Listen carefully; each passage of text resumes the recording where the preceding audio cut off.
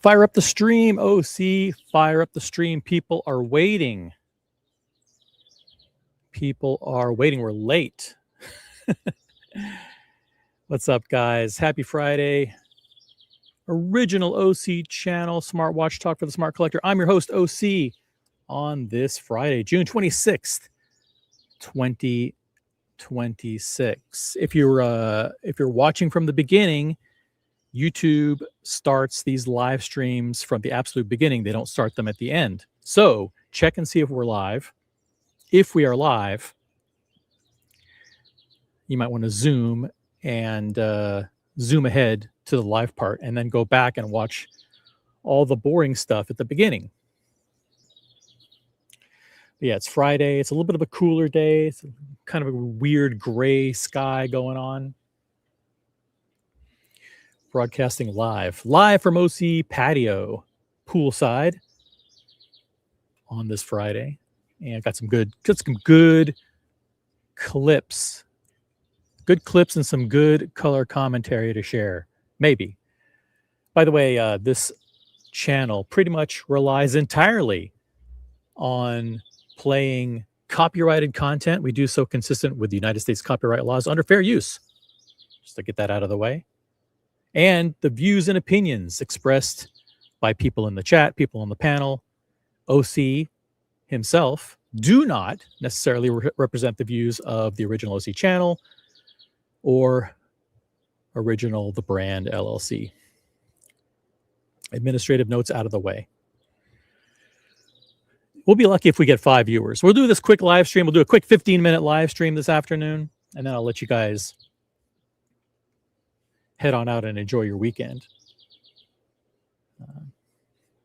Want to talk about Automars PK. Want to talk about Automars PK. But yeah, we'll let some people trickle in. We'll let some people trickle in first.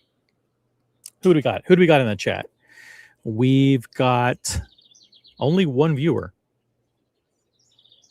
You know what? One isn't bad. One isn't bad. It's Logan Hall, star of Logan Hall's Grill Streams. He's a moderator and a member live from OC Patio. Indeed, live from OC Patio. By the way, quick audio check. How does it sound? Is anybody out there? Check the audio. Are we good?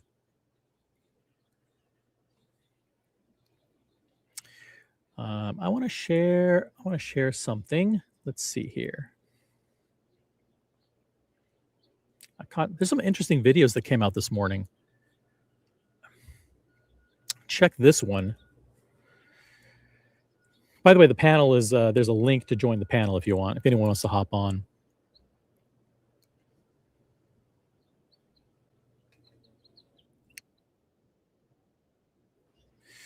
Let's see here. It's a video.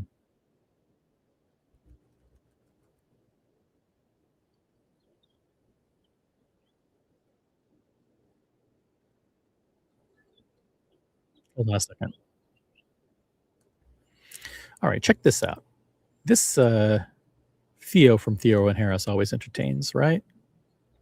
He always does. Let's pull up the video, turn on the closed captioning. Boom. Full screen, OC, full screen. Hey, Kylo, what's up? Come here. Come here. Come here. Oh, look at that. Kylo. Yeah. Full screen on Kylo. Hold on a second. Full screen on Kylo.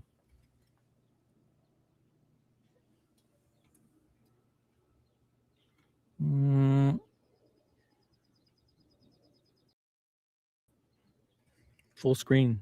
Full screen me.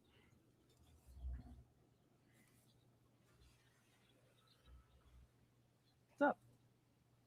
What you doing?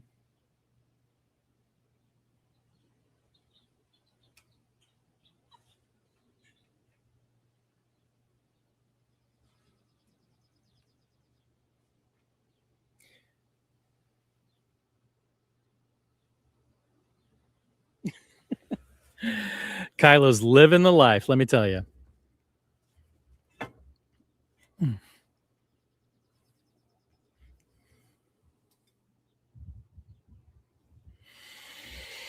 Living the life. All right. Audio is good. Thank you, Logan. All right, we're up to 2 viewers. We got Logan, and we also got Leo. Leonardo DiCaprio is in the chat. He's a member. Good afternoon, OC and chat. Well, it's only you and me and Logan. I couldn't make it through that Theo video. It was scatterbrained. You can't watch that. You can't really watch his videos all the way through. I'll tell you a secret. Here's a little secret. On most YouTube videos, there's an AI summary feature where you click. You can actually ask questions like, "Does Theo say anything interesting in this video?" And Google AI will actually summarize and say, actually, the only snippets of interesting parts are section like minute 21 to minute 22. So don't watch the whole thing, just watch this 1 minute. Google AI is actually really smart. So that's what I do. Like, so in this video, I'm like, hey, Google AI, does Theo, other than Theo being his normal, goofy, crazy, scatterbrained self, does he actually say anything that OC might be interested in? And then AI does this thing and it spits out an answer. It says, yeah, chances are you might like this 1 34-second clip of content. So don't watch 30 minutes of nonsense. Only watch this. So like, I gotta hand it to Google AI. They know how to save me a lot of time. We got BSM, you're not a member. By the way, I want to say something about memberships real quick. But BSM's not a member, but welcome in the chat. Whoever you are, make sure you subscribe. Become a member quickly, and I'll explain why in a second. McAllen Drinker, my good friend from Jersey, is here. Summer Friday is here, so I don't have to fake paying attention to a Teams meeting. Hello, all. Listen, Friday, I used to have a Teams meeting. Zoom or Teams, was it Microsoft Teams or Google Meet or one of those? Every Friday, we used to do a team call Friday at 11, and it would last from 11 to 12. And at 12, I used to always pretend that I had another call. Oh, sorry, guys, I can't stay. I got to jump. And that's when I started my weekend. Started my weekend at 12 noon on Friday, like clockwork. And yeah, so it's Summer Friday, guys. Summer Friday hours means all you guys get off at noon. That's a decree. I'm in charge of work-life balance going forward. And because I'm in charge of work-life balance, I say on Fridays, you guys need to leave work at noon, 12 noon. Look at Kylo. Does he look like work is important right now? No, he doesn't. Okay. He's relaxing. He's chilling on OC patio. The life this pup leads. Got Bob NYC in the chat. What has happened? Listen, Theo, by the way, is welcome to jump on. There's a link to join the panel in the chat. It's been a while since he's been on the show. What has happened to Theo? He's become a bit bizarre and hard to watch. That's why you can just tune in here, and I'll show you the one snippet that's actually interesting. Unless you want to learn about pheasant hunting or I don't know what the other stuff he's been doing, like buying hunting clothes, Argentinian, going to Argentinian bazaars and weird stuff like that. Diego M is in the chat. He is a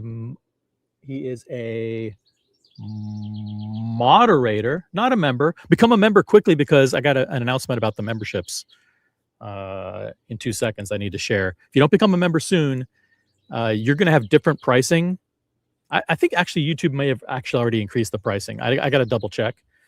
But I'll share an update on that in a second here. The answer is 0. I think this is a question related to the topic of the show, which is Automars PK a one-trick pony? And is there anything that we can do to save it? Is there anything that we can do to, for example, to change up the code 1159 and actually make it successful? I'm going to be sharing a snippet from the new Roman Scharf podcast called Roman Scharf and Friends. And his friend, by the way, is Adrian. And they answer this question definitively. So don't go anywhere. The answer is 0. While they, who's they? I'm not sure who they is. While they have no problem chasing Jorn, Roger Smith, and Rekshep Reshepi because they're fucking ballers and watch enthusiasts, they'd never buy this Breguet. What's going on? Is there something about Breguet in the chat? Oh, the Breguet Classic Tourbillon 7357 in platinum is the best watch release of the year. Okay. All right, there's a very long paragraph. I promise to read it. I probably won't read it, to be honest, in the chat. But hey, I want to get to this real quick about the memberships. 2 quick things about the memberships and membership pricing. Number 1, YouTube is adjusting pricing depending on exchange rates. So if you're in Canada, UK, Australia, most of the members in the United States. But if you're not in the United States, YouTube will be adjusting your pricing. I have nothing to do with that. I can't really change it. It's based on exchange rates. Your pricing may go up or down depending on the exchange rate. So that's point number 1. Point number 2, if you don't have your memberships already, you're probably out of luck because the prices have changed for memberships. Okay. So if you terminate your membership or if your membership lapses for any reason, before I think you used to be able to like click rejoin or something like that, and you would be grandfathered in at the old rate. I don't think that's the case anymore. Do not, and I mean do not, for any reason, let your membership lapse. So like if you're like, hey, OC's terrible this month, I'll just stop paying for memberships. And if he ever gets good again, which is probably never, or if he has a members only stream that's interesting, I'll just rejoin. Don't even think about it because the membership prices are different. If you join at a new time, you will not be grandfathered into the old price. I highly recommend you buy your memberships immediately. I don't know when that change is taking effect. YouTube didn't tell me. Okay, we got that out of the way? All good? Are we all good? Hey, Psych Student Minnesota, what's up? What's up with them mispronouncing Audemars Piguet? I'm not sure. I think they pronounce it Audemars Piguet. I think it's Audemars Piguet, right? I think that's how Adrian says it. If Adrian says listen, Adrian has been in this business since he was a little kid. His dad brought him into the business. Guys. If he says Audemars Piguet, it's probably Audemars Piguet. Many of us, maybe all of us have been saying it wrong the entire time. So let's just listen to see how Adrian says it. If Adrian says it Audemars Piguet, then that's probably the way it's said. Who are we to argue? Do you know more than Adrian? I'm asking you, are you in the business? Do you sell millions of dollars worth of Audemars Piguet a year? Probably not.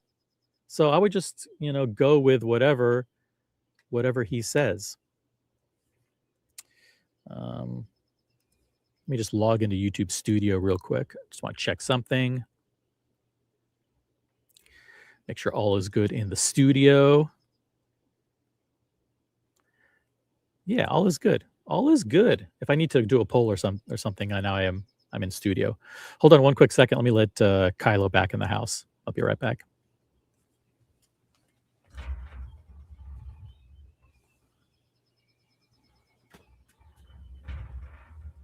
All right. Kylo is back in the air conditioning. Let's go. Hey, we got Brody, General Counsel of the original OC Channel Network. He's also the moderator and member. And he's in the chat. You guys can read his comment. They're having a conversation. If you're having a conversation in the chat, I'm not going to interrupt the show. You guys can actually, the chat's probably way more entertaining than anything I'm going to present or comment on. So here we go. This is Theo from Theo and Harris. And this is the snippet that Google AI told me that this is the snippet in which I would be interested, according to Google artificial intelligence. Ready? Here we go. Well, let me put it this way. While I was there, I met up with a watch dealer.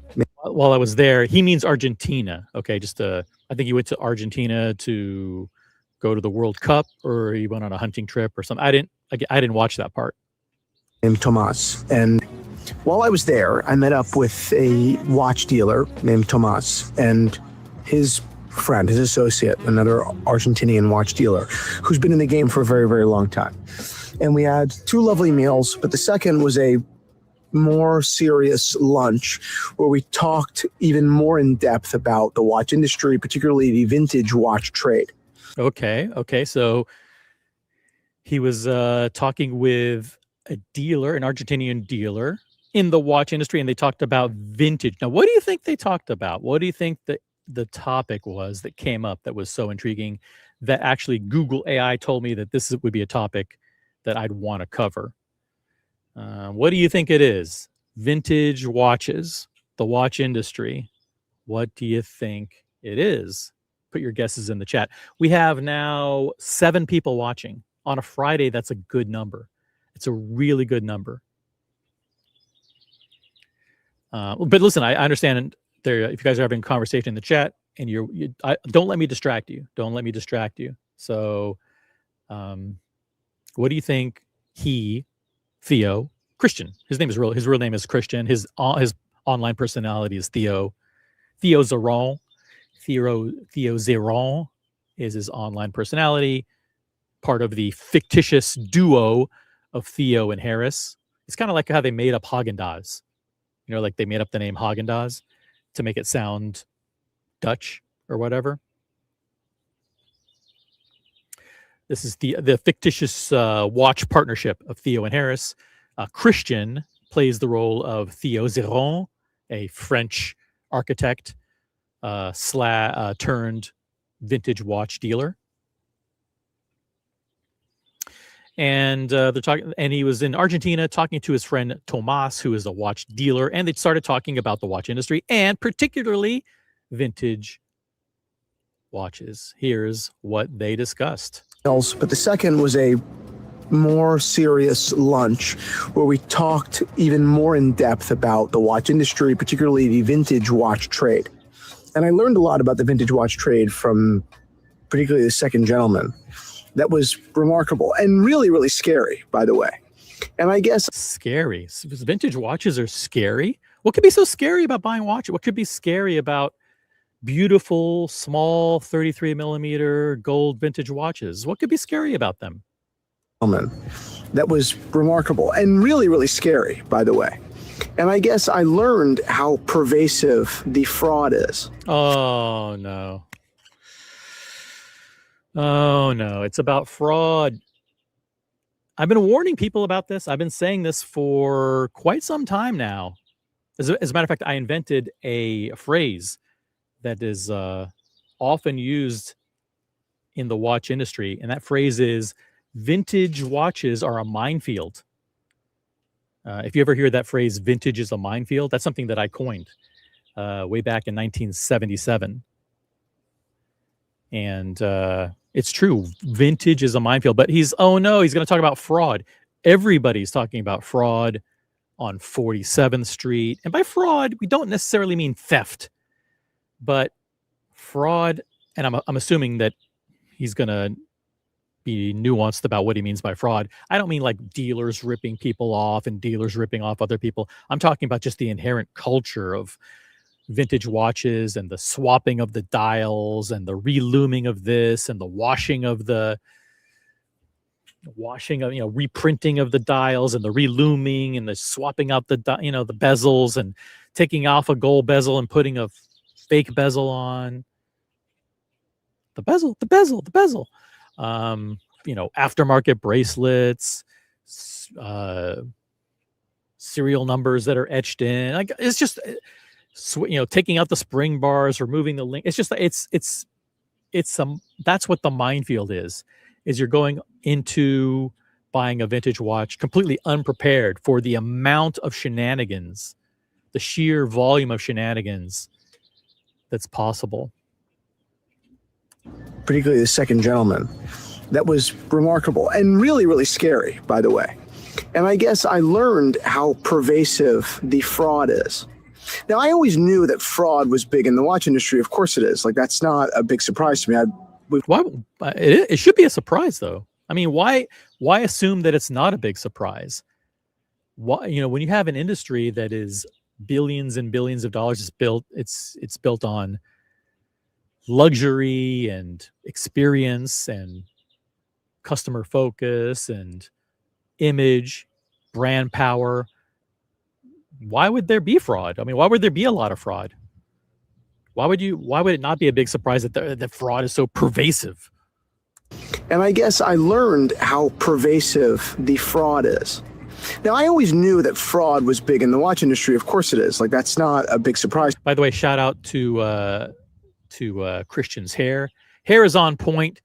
He's well shaved. He's got some good glasses. Those are probably Oliver Peoples. They look fantastic on him. I'm not sure about this yellow jacket. Maybe he was working at a construction site previously to filming this video, and he's just wearing his construction vest. But he always looks good, right? He's got the white teeth. He's thoughtful, witty, articulate. The hair's on point. Crazy hair. Always seems to be in place. So shout out for that. Now, I always knew that fraud was big in the watch industry. Of course it is. Shout out to Whole Milk and Joseph Main in the chat. Got Shamba Basher just dropped in a comment. What's up? We're up to 9 people watching. 9 people. That's a record on a Friday afternoon. Tell your friends. OC is live. We're talking about fraud on 47th Street and in Argentinian vintage dealers. And then we're going to be talking about Audemars PK. Don't go anywhere. It's like, that's not a big surprise to me. We've always heard about some big dealers, some big auction houses committing fraud. Big auction houses committing fraud. We've always heard about big auction houses committing fraud. Why does he say that so nonchalantly? Like, oh, yeah, well, there's the big auction houses commit fraud. Like, shouldn't that be like a headline somewhere? Like, big auction houses committing fraud? Why? Oh, yeah, we already, the big auction houses, yeah, they commit fraud on the people. Like it's an everyday thing. Oh, it's nonchalant. Yeah, of course the big auction houses, which we won't name, commit fraud. Yeah, we know about that. What I would hope you'd be able to trust big auction houses with their massive teams of watchmakers and experts and historians and all those people authenticating the watch and knowing about the history and the provenance or provenance as the landlord and Rolex's guy would say, provenance. You know what? He just says it so matter of fact. Like, yeah, of course the big auction houses commit fraud all the time. But I learned something new. Holy shit, he's dropping some friggin' bombs here. Now, I always knew that fraud was big in the watch industry. Of course it is. Like, that's not a big surprise to me. We've always heard about some big dealers, some big auction houses committing fraud. Fine. I had no idea how abundant it is, how pervasive it is, how large of an issue. Dial washing, adding Tiffany stamps to dials. Ooh, dial washing. I guess that's where they somehow remove paint or they remove printing from dials and then they reprint or they augment the dial. These things. I had no idea that the watch industry and some of the big dealers that are involved in it. Name the names. Name the names. There's some big dealers that are involved. Where are they? Miami? LA? New York? Chicago? Pennsylvania? Where are these big dealers? Where are Italy? France? Germany? The UK? Argentina?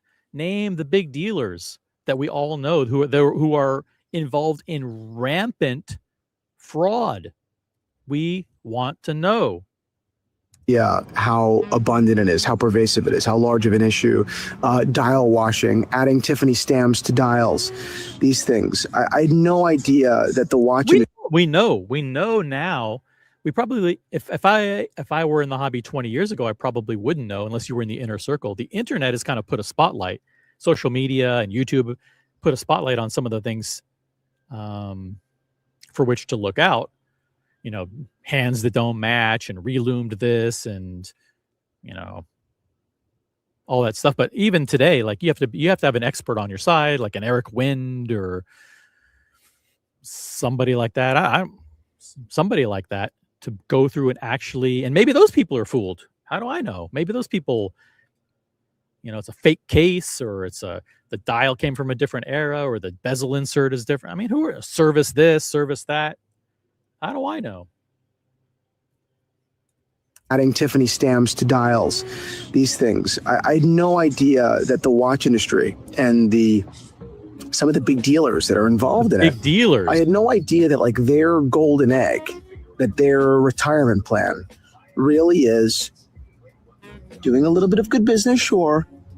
Only a little bit of good business?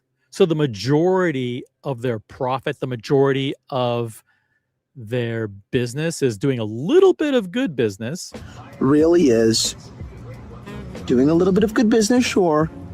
But then every once in a while, now and again, a couple times a year, with their own knowing, with their full knowledge, posting a with their full knowledge. They are implicit. They're implicit in the scam, implicit in the fraud. They're actively involved.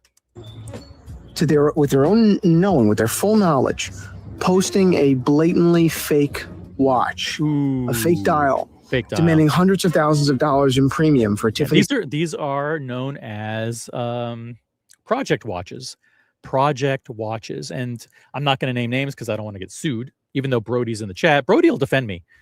Brody will take my case on retainer, which means that he'll do all the work up front for free.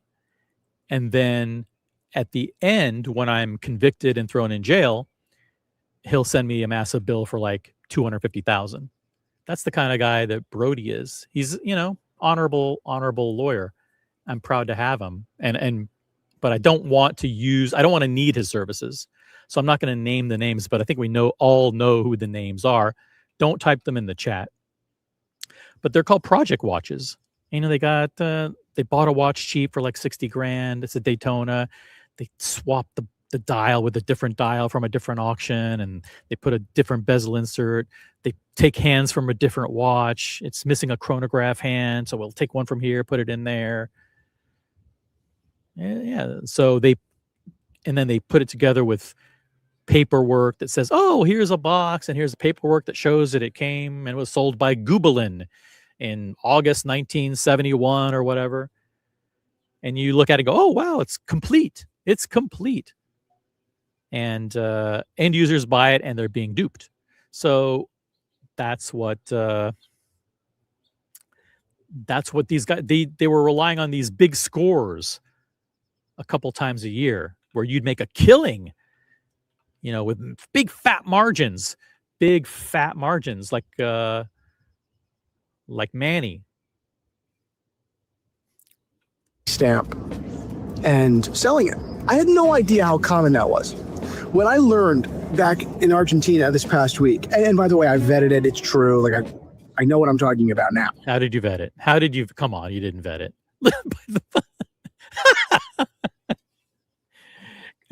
Theo is the only person, I swear to God, he's the only person that no matter where you pause the video,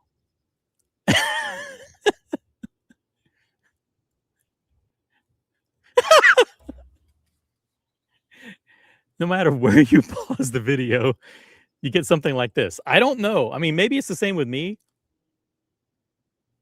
but listen, there are plenty of videos of me doing like goofy dancing and stuff. So I get it, but it seems like every time you pause a video, there's an image of Christian.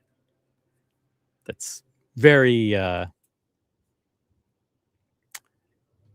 it's save worthy. It's very save worthy. So yeah, so he vetted it. I found out it's true that there is fraud. He didn't just take it. He didn't take it just on advisement. He actually researched it. He vetted it and he found out, hey, you know what? There's fraud in the vintage watch trade.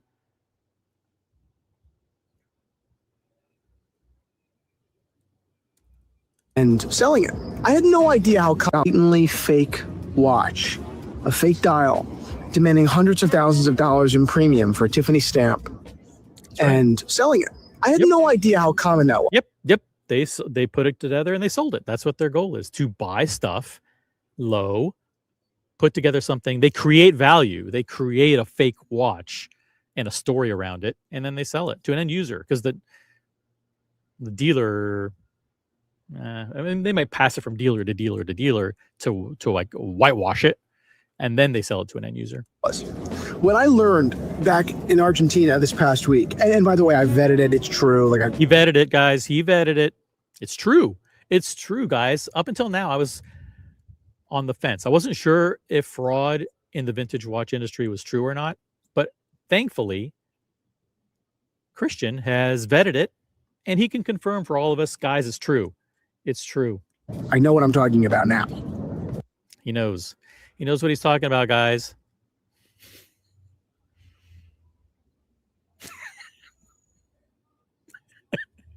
Stop looking at me that way.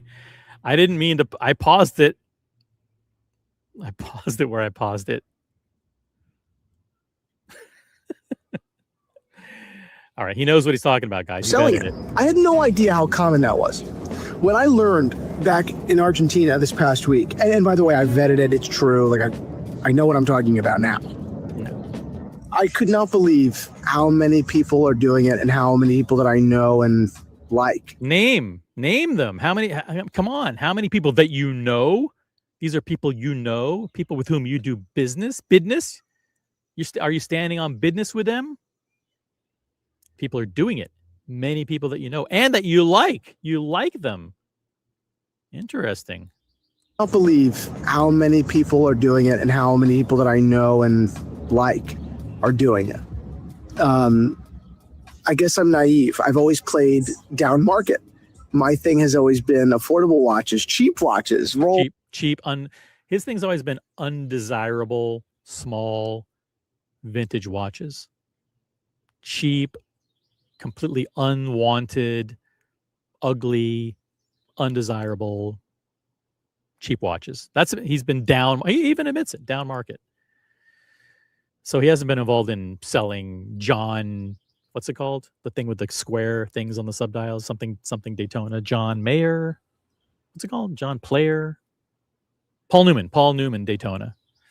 But there's John Player Special and John Player Not So Special. There's there's a Goldberger this and all these different. But there's like a John. What's it called?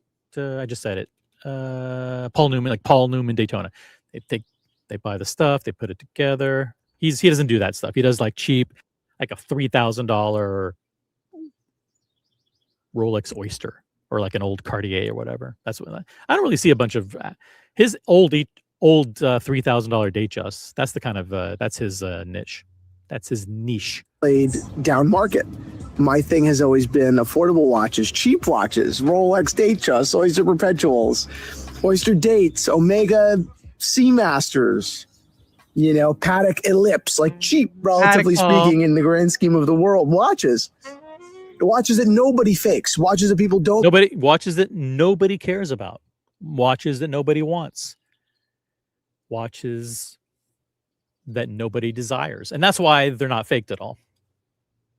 In the grand scheme of the world, watches that nobody fakes, watches that people don't make fake dials for because it's not worth doing. There you go. Yeah. ZeeDee, leave him alone. Leave him alone, OC. Come on. Google AI told me to cover this little snippet. That's all I'm going to do. I'm not going to go through the whole 45-minute video about Argentinian hunting or whatever he did. Google AI said, listen, you're just a 1-minute snippet where he talks about something that you would like. Turns out Google AI is right. Got EHL in the chat. What's up, EHL? ZeeDee joining us from Los Angeles, where it's early. It is 7:46 in the morning in Los Angeles. Got Shamba Basher. Andre Freeing. Is that how you pronounce it? Andre Freeing, or is it Fraying? How do you pronounce it in the chat? Let me know. I think I said hi to everybody. All 11 viewers. All 11 viewers have been greeted. If I haven't greeted you yet, type in a comment in the chat. I'll say hi. Leave him alone, OC. I'm not saying anything bad. Just doing a little color commentary. He knows he can jump on anytime. Christian's cool. We exchange messages on Instagram. He's like, it's all good. You know, he knows it's circular promotion. He loves it. He's a good sport. He knows he doesn't take himself that seriously. Look at this picture. I mean, does this look like someone who takes himself very seriously? Are these images of people that take themselves seriously? No, they don't. By the way, quick wristwatch check. I'm wearing my Breguet Mariner. Absolutely love this watch. It's available on DelRayWatch.com. Link in the description below. No, I'm wearing the Patek Paul. Patek Philippe 5396 annual calendar moon phase, white gold, blue gradient dial. Reach for the cross. OC, official endorser of Patek Philippe. And my good friends at Vempe, New York City. Shout out to the incredible team at Vempe for taking my money on this beautiful Patek Philippe annual calendar. And it's set at the right time, I think. I hope. It's not on a winder. Back to the action. We're almost done with this little clip. And then we're going to go on to Audemars PK.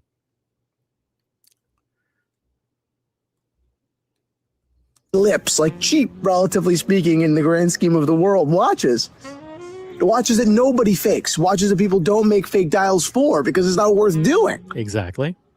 So I'm sheltered. I think I know. I'm very, very shocked that the vintage watch industry would be engaged in rampant fraud and dial washing. Come on, he knows. He was on 47th Street. He's done previous videos where he talked about working on 40. He knows this stuff goes on.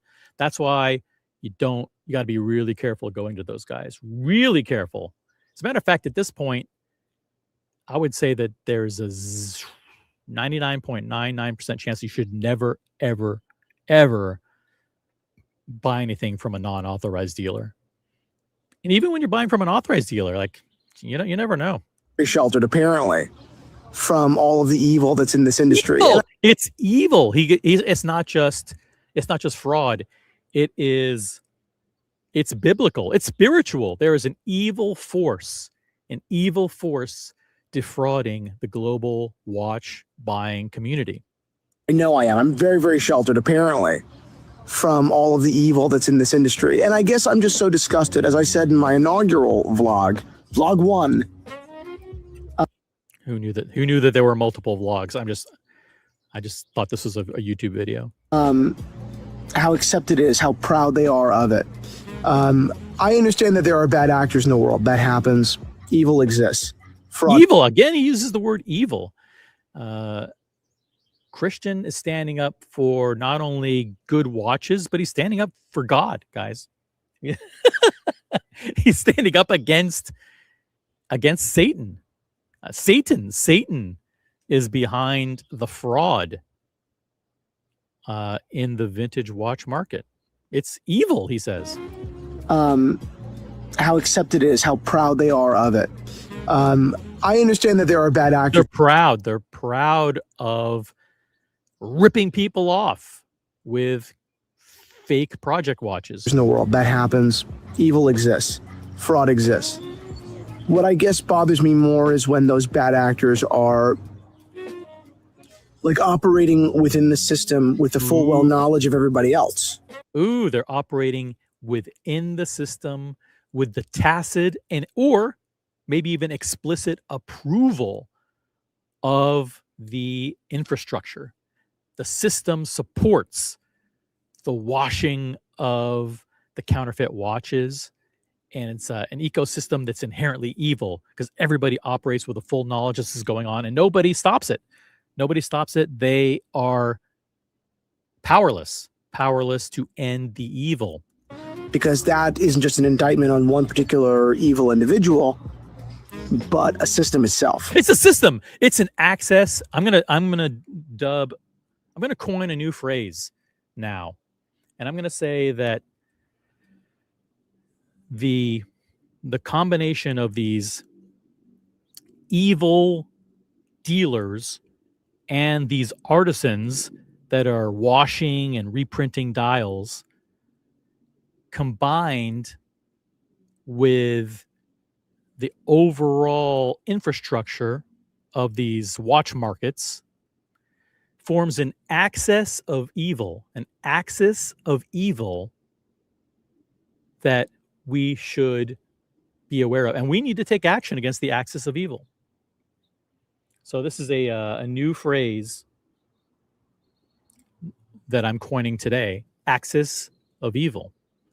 And it's come about because Christian, star of Theo and Harris on YouTube, has brought it to light that this isn't just an individual. This is pervasive, and the entire system is involved. Speaking about the evil that persists within the watch community, the global watch community, joining us now, ZeeDee.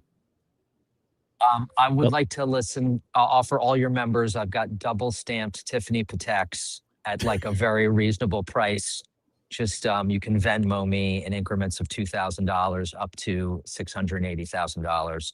I've got ellipses. I've got Nautiluses.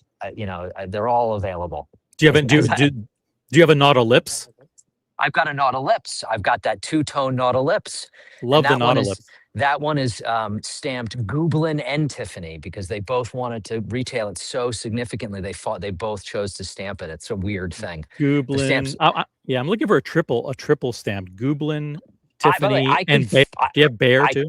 That could happen by 2:30 this afternoon. That's okay. Not possible. I mean, that's very easy. Okay, for me. So fine. ZeeDee, you told me to give him a break.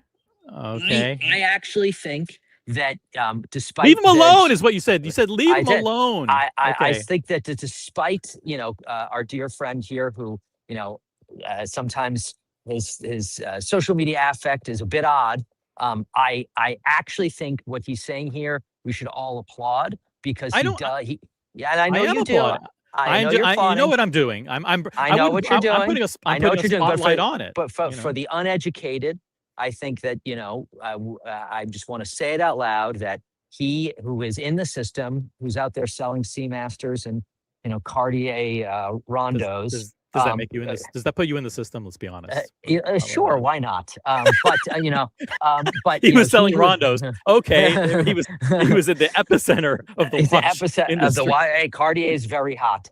But I think that it's important because, really the only person that does it is, I like to call the Batman of the watch game, Perez Scope, who will name names and say, that is a fake dial and this one here does it and this one there does it. While he is not standing up to that level of, fearlessness, he is sort of acknowledging that like people he knows, which means American watch dealers who are probably, operating in the light of day and in the light of social media, Instagram and YouTube, are doing this and they are not being taken advantage of and passing it off. Do you think he really didn't know, or do you think like he worked on 47th Street for a while, then he got out. He's really not even into watches. Let's be honest. Like his website, I don't think anyone goes to his website. He has a marketing company, a marketing consulting agency. He does. He works for he works for a couple of dealers like on the side,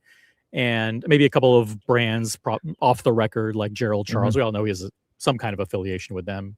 Yeah, you can't. You can't. You You can't can't plug just love Gerald that Charles. brand. You can't You love can't just that love them brand. and say, "Hey, I'm going to take this brand under my wings." You got to be. I'm You going got to be into getting the paid. city to see Gerald Charles. I mean, it's yes. I would Yeah, have to. I there's hope something so. happening there. Otherwise, But his entire affect should be banished because. okay, so he worked on 47th Street. You're telling me that he probably put it out of his mind for years and years and years. Yeah, there's some crazy stuff going on. But then he went to Argentina and they reminded him, like, "Oh, dude, you don't understand. Things are still crazy bad." I think you have to separate 47th Street, which is like a known environment of duplicity, from like people that are passing themselves off as experts who are quoting reference numbers and making it seem like they are complete oracles of vintage watches, and that when they look through a loop they could tell you it's been reloomed, it's cracked, da da da da da da da da da. And that these people, I don't want to These people. I don't want to suppose what, but I'm going to put some extra supposition in here, that he is surprised to find out that these guys who are the sort of who are held in the highest regard within the watch circles. No one, I think, who's in the watch circles are like the geniuses on 47th Street is where I'm going to go. So, I think that's what's probably shocked him, is that, as your favorite rapper's favorite rapper, your favorite watch dealer's favorite watch dealer is doing it. So just the names of the people to whom he's looked up over the years, the big guys, the big guys you see maybe even on YouTube, they come on and they're on these panels and they're doing these interviews. It's, oh, here's a collection review, and they're out of Miami or wherever they're from, and we're not naming any names. And they're people that are well regarded and well respected. And then these are the people who for decades have been engaged in widespread, rampant misleading of their customers by well, like, you can always look with vintage, unless it was yours and then you got it from Tiffany, or you got it from someone who you like definitively got it from Tiffany, or you were there when like the emperor of whatever nation stamped it with the dial, however the fuck that works. You are taking a leap that the story you are being told is true. And what we have found through some very solid social media, work by intrepid people out there, is that a lot of the things that have been passed off by these high-end auction houses. You moved away.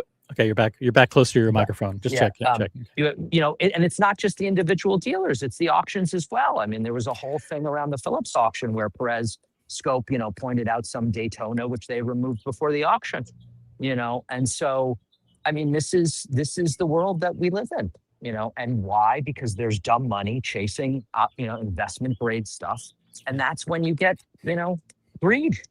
Wouldn't you say that that the layperson buying a watch from an auction would assume that if they're buying from one of these big auction houses that have been around for decades and decades, like a Sotheby's or Christie's, that these people, the reason why you buy from them is because that they stand behind the watch and that they vetted it and have these experts and historians and watchmakers and everybody that know all about and they can put their stamp of they're putting the reputation of their company behind the authenticity and the provenance of the watch. Why is it that Christian says so nonchalantly, well, of course all the big auction houses have been engaged in widespread fraud? It's like, wait a minute, what? Like, I mean, I understand that the financial incentive comes in for they receive a watch. Maybe you don't scrutinize it as much as you could. Do you think it's intentional that they're getting watches from people that they know don't pass muster to sell them for a big commission? Yes. What do you think? What is intent? Intent is, well, there's negligence, there's gross negligence, and then there's, that one tiny step above gross negligence where it's like, okay, maybe gross negligence is enough. Like, you shouldn't expect that your auction house is engaged in gross negligence when they're selling you something that's $500,000, right? I think anything at above, like, I think the moment that you sort of put out a narrative about a piece that you have not been able to definitively, say this is true, and you're putting it out, you are committing gross negligence. It's if it's found out to be, incorrect.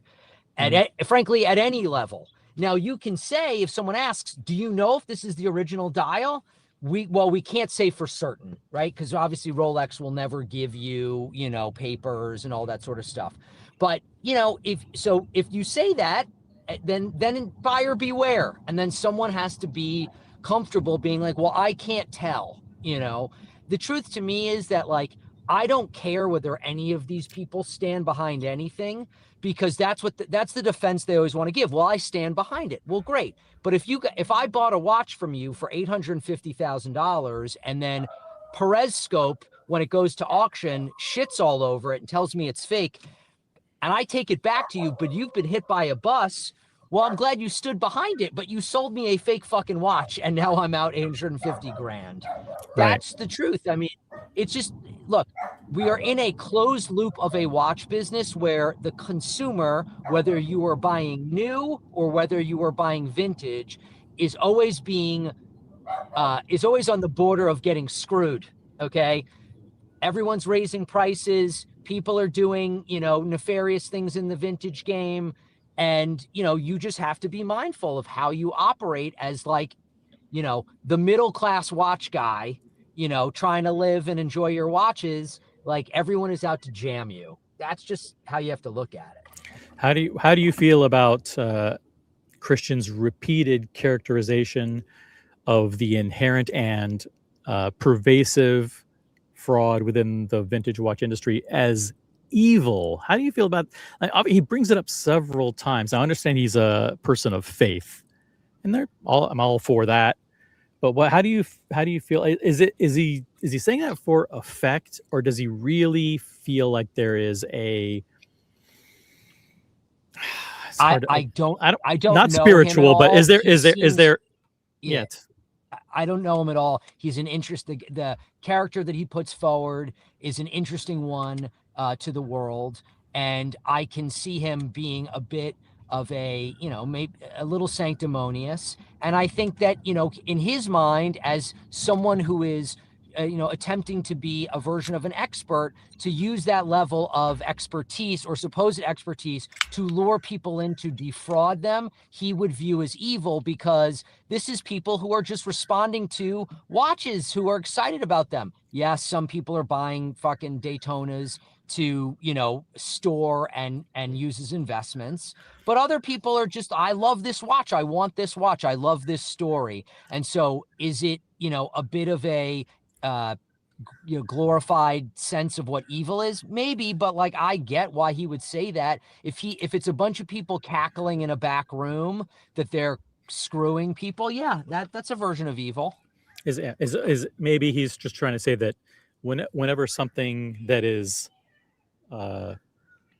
if fraud is something that's inherent in the culture of the watch space, then that culture is in and of itself evil.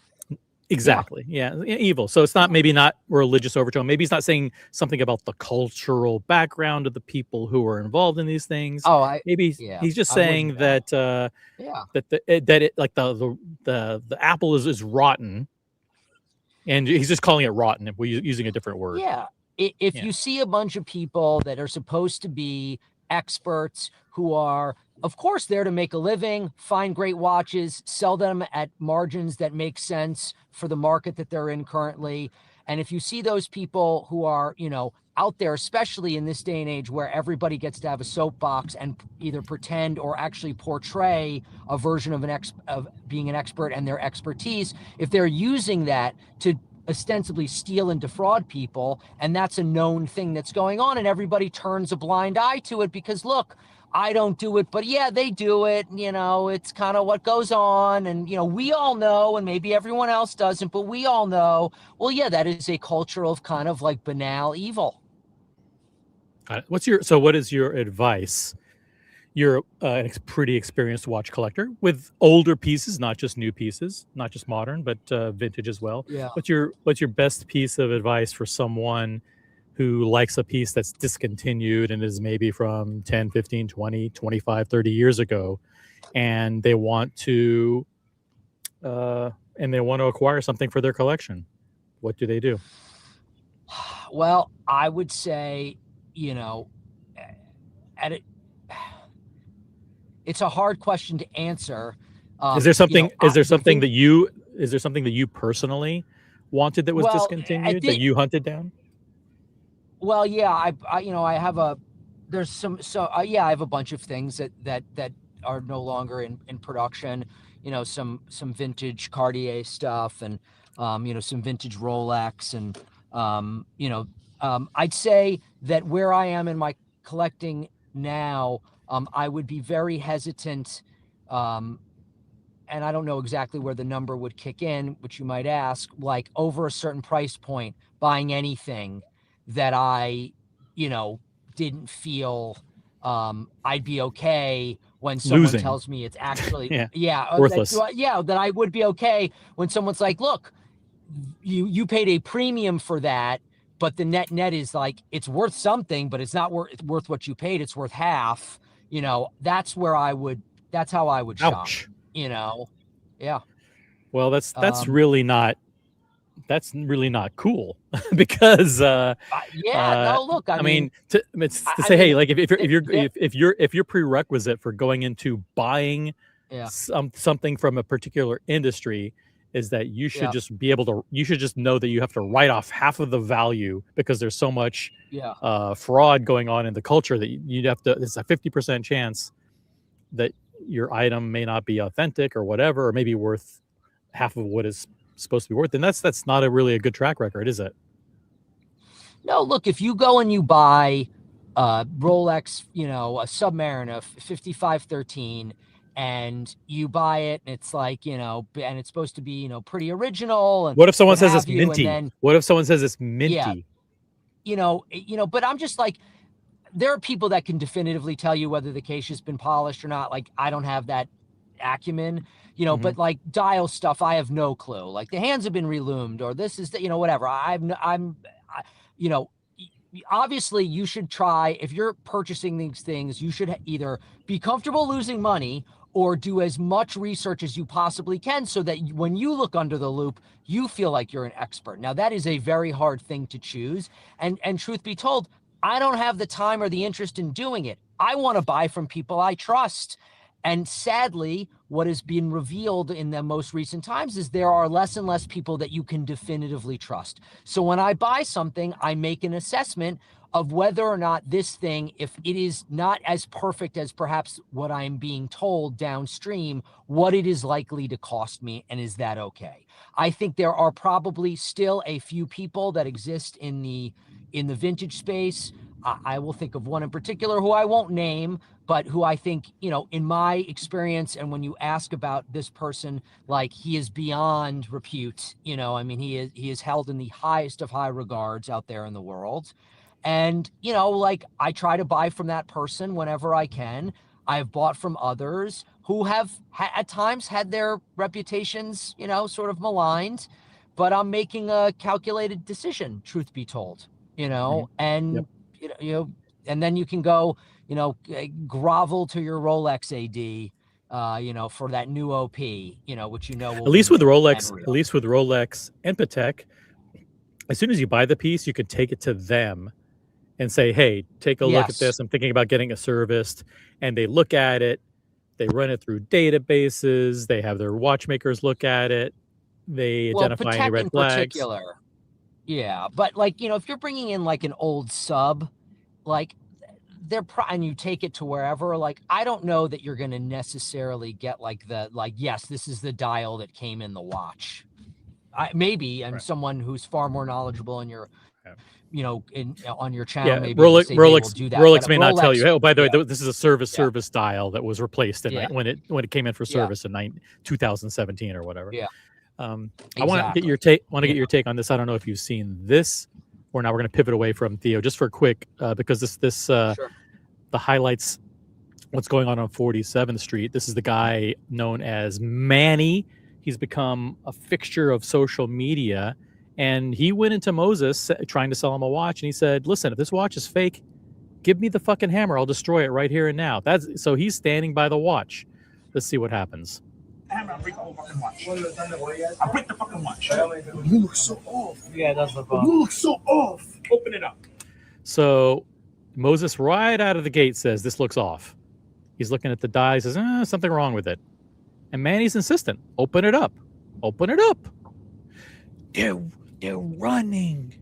They're doing the fast flips. They're going from here to there. But they don't got the watches. I got the watches. If it's fake, give me the hammer. I'll break it right here. I'll break it. They're huffing. They're puffing. I'll break the fucking watch. Nobody get paid. I'll do a $500 bet if you want. If the dial's not real. $500, I'll make a bet with you right now. Done. I don't know why Moses has to bet on everything. I would be very leery of working with a dealer. He's a degenerate gambler. I don't know why. Yeah. What could that views be? and It's called opinions an expressed by addiction. panelists do not reflect the views of Original OC channel. Brody, make a timestamp of this. Let's go. Yeah. I need to know if this dial is 100% original or not. Open it. Open it, open it. They're running from here to there. They're huffing and puffing. I just bought it. I'm good. And I'm not blaming you for it. I'm just saying. No problem. No problem. No problem. Opening it I'm up here. to watch. It looks too shiny to me. My brother, I'm right And here. I got a good eye. I know that. I got a good eye. I got a good eye for the dials. It's too shiny. I got the money in my pocket. Look at this face. Look at this face. Does this look like the face of a watch expert or a guy who's trying to pull a fast one over on Moses the jeweler? If I lose, I got you. I'm dancing if I win. I don't know. I don't know. How can you not know? If this guy doesn't know, how are we supposed to know? Right? Moses knows. He looks at it. Listen, the dial color looks a little bit off. How can this guy not know though? This guy's an expert fucking watchmaker. He's looking at the actual dial. He can't tell. Are you serious? Reaction ZeeDee. All the 47th Street stuff is you should treat it like you would treat the WWE. None of it's real. It is watch entertainment. It is not watch information or anything to be taken as. So you think this thing? You It is think when they're simply videoing this, entertainment. they tell the guy, "Hey, say you don't know," because it's better that we go to five guys. I and ask them literally the have question. no idea. I don't know if Yeah. in a match between Roman Reigns and Dusty Rhodes or whoever, who the they guy's know gonna pick? Yeah. exactly what the guy's going to suplex him. I just believe there's a prearranged outcome, and that none of it matters. Whatever that Victor, Manny yeah, goes you don't. there knowing what he's got. Yeah, In other words, I don't believe you walk into an environment where you are offered to hit someone with a hammer. It's you believe it's real because Right. I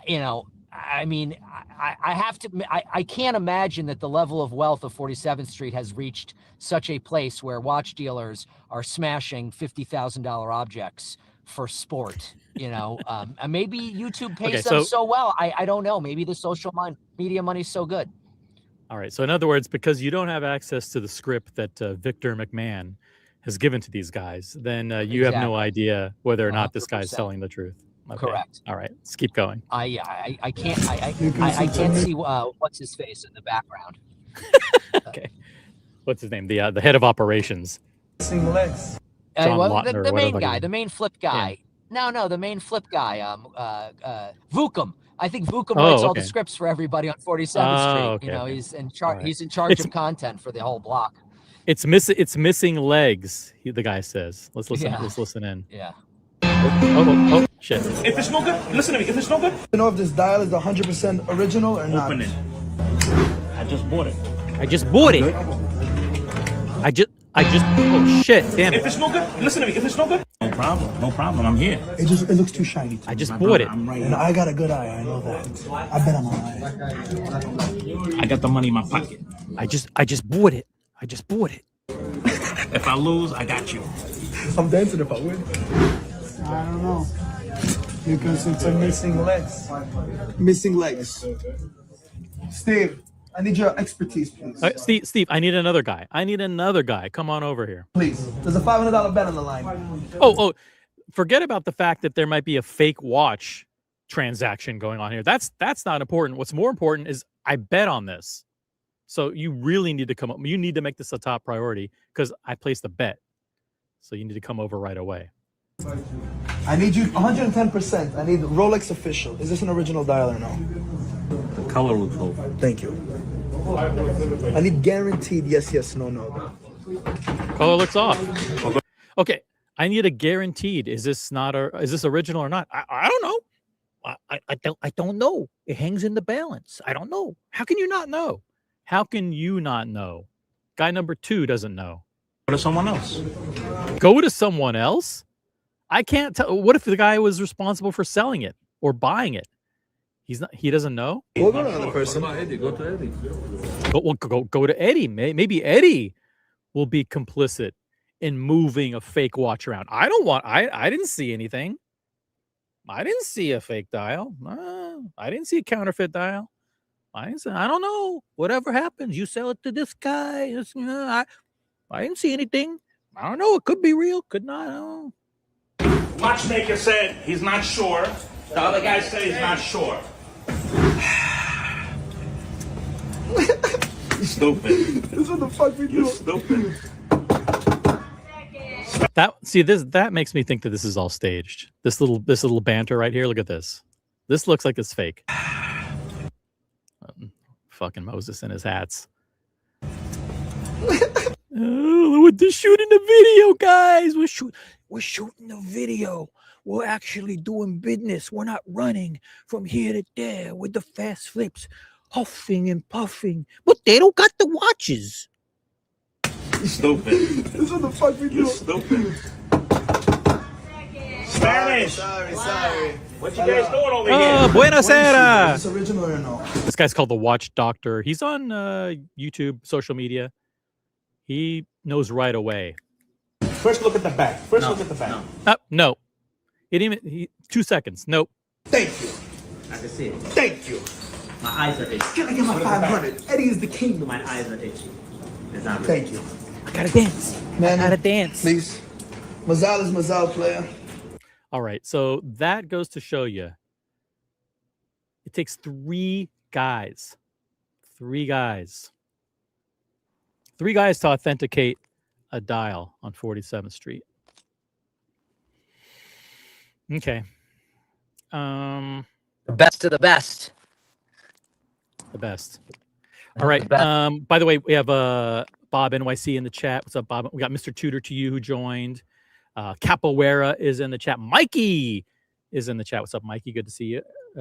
We're up to 11 viewers, which is amazing. And we've got a member milestone chat from Vimal, member for 21 months. That's 2 solid years of loyal membership. Thank you, Vimal. He says, Doctor, what does the biopsy say? Do I have cancer? The doctor says, I don't know. It's missing legs. There you go. Thank you, Vimal. By the way, if you please become a member immediately and do not let your memberships lapse or terminate for any reason.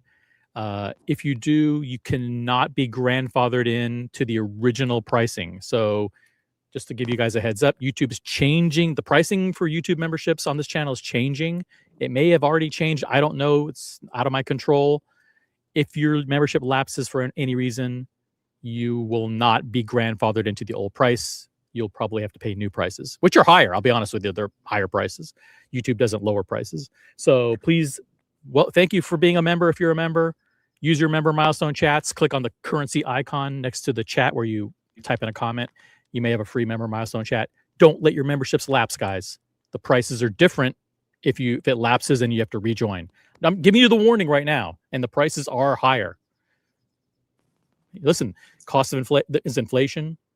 The price of gold is going up. The exchange rates are crushing us, and the tariffs. Don't get me started on the tariffs. So the memberships are way more expensive than they were before. So don't come to me and go, oh, OC, can I rejoin? I was a member for 16 months and my membership lapsed for a couple months and I want to rejoin. Can I rejoin? I have no control over it.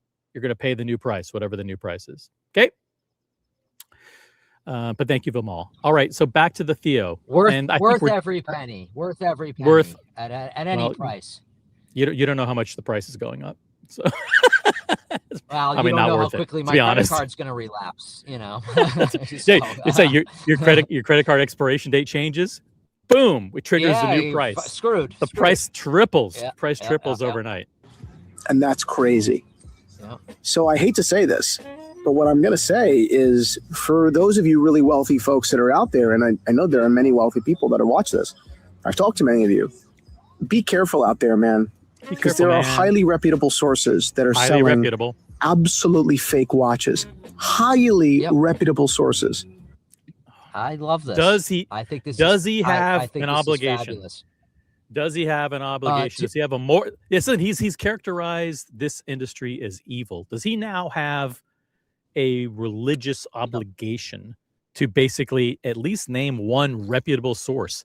To put his reputation on the line, say, listen, I'm gonna call out so and so right now, and this is a highly reputable source, but I would be concerned buying from them because I know for a fact that they sell fake watches.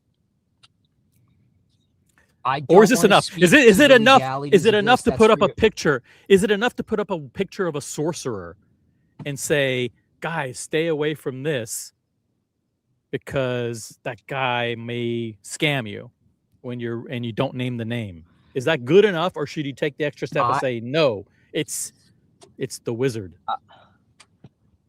I think in 2026 it's good enough. I think that if what I would hope is that if one of these high wealth, individuals reaches out to him and says, look, I am thinking about buying this from this person. I'm not asking you to authenticate it, but is this someone that you find reputable? And I'm just so I know, and I won't hold you in, I just, if he were to answer that, I think that's enough. I think, you have to speak to all the lawyers that you have, making sure everything operates smoothly, in your world, OC, to know whether or not, he would be, in jeopardy for, blasting a bunch of people, on, YouTube. So, which no one's going to do. But I do think that if, I would hope that if he's decided to make himself an evangelist of trying to make this community a cleaner one, that if someone were to come to him and say, have you heard bad things about this guy? He would say, look, I have heard that this person has done some things that perhaps the right way to do things, and you should operate, Listen, I know what it's like. I've been in that position, of like, how long do you wait before you out the person publicly? Is it enough for to wait for people to come to you and say, oh, by the way, I know you did a transaction with so-and-so watch company, did you have a good, and you know what? Hey, stay away from those guys. Or you be a little bit more proactive and you put out your little feelers that say, hey, I want to tell all my friends out there, don't work with this guy. I don't know. It's tough because he's in the watch business. He doesn't want to chop off his own legs and ostracize himself. It's tough. Because it's so pervasive in the system, he's not incentivized to.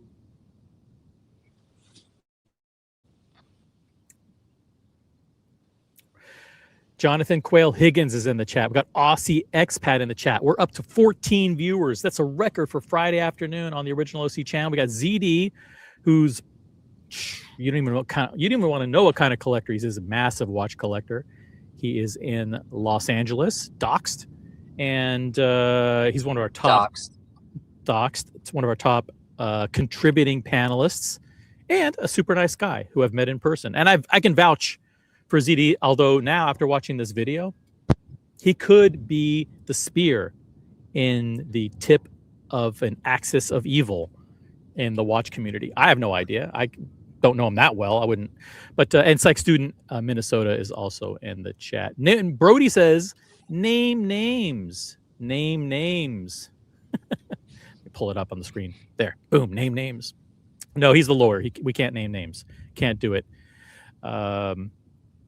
Mr. Tudor, to you, become a member. Whole milk, become a member. Come on, guys, become members quick before the prices. I don't know. The prices may already be like triple what they were before, but worth it. Worth every penny. All right, are we done with Theo? We done? Sure. All done? He did Going his once, job. going twice. Sold. I All will right, say, now a guy that plugs Gerald Charles as much as he does is, definitely. I mean, yeah, I don't know what I can believe from him, but well, he did. fair You enough. see, and he did one video. He did a video recently. I can't remember if it was last week or maybe in this week or something like that, where he goes out. He's talking about Gerald Charles, and he's talking about he got invited by London Jewelers. He's friends with London Jewelers. Yep. We know that, and he's done work for London Jewelers. So slight conflict of interest. And we know that he owns and has worked with Gerald Charles, but he goes out of his way to say, oh, the comments that I'm making right now, these specific comments aren't because I was paid by either London Jewelers or Gerald Charles to say these things in this little snippet right here. Yeah. I mean, like look, the watch game right now is a absolute cesspool at all levels. Okay. It's a cesspool. It's a cesspool. It's a cesspool. He's pulling back the curtain, for a version of a cesspool that he either was unaware of or didn't want to acknowledge it exists. We exist in a cesspool of social media influencers who have gone from real, hobbyists and enthusiasts to paid advertisements and billboards, and you cannot trust what they say as they are being flown all over the country to put watches on and fill your social media feeds with, ridiculous nonsense about what you should buy. It's a cesspool because the brands are, utilizing, various real issues, tariffs, prices of commodities to continue to raise prices at, the most extreme rates. And it's a cesspool because we as collectors, buyers, and, ridiculous humans are, not voting with our feet. We're still walking into these boutiques and plying ourselves on the floor for, some guy or gal in retail to hope that they'll bestow us with something that you would find easily, anywhere in this country for a little bit more. So it's just a giant cesspool, and I enjoy it, but it's a cesspool. Speaking of cesspools, become a member today. Brody, member for 21 months. Join the cesspool. He reminding everybody to upvote and become a member of this cesspool, you freeloaders. You freeloaders.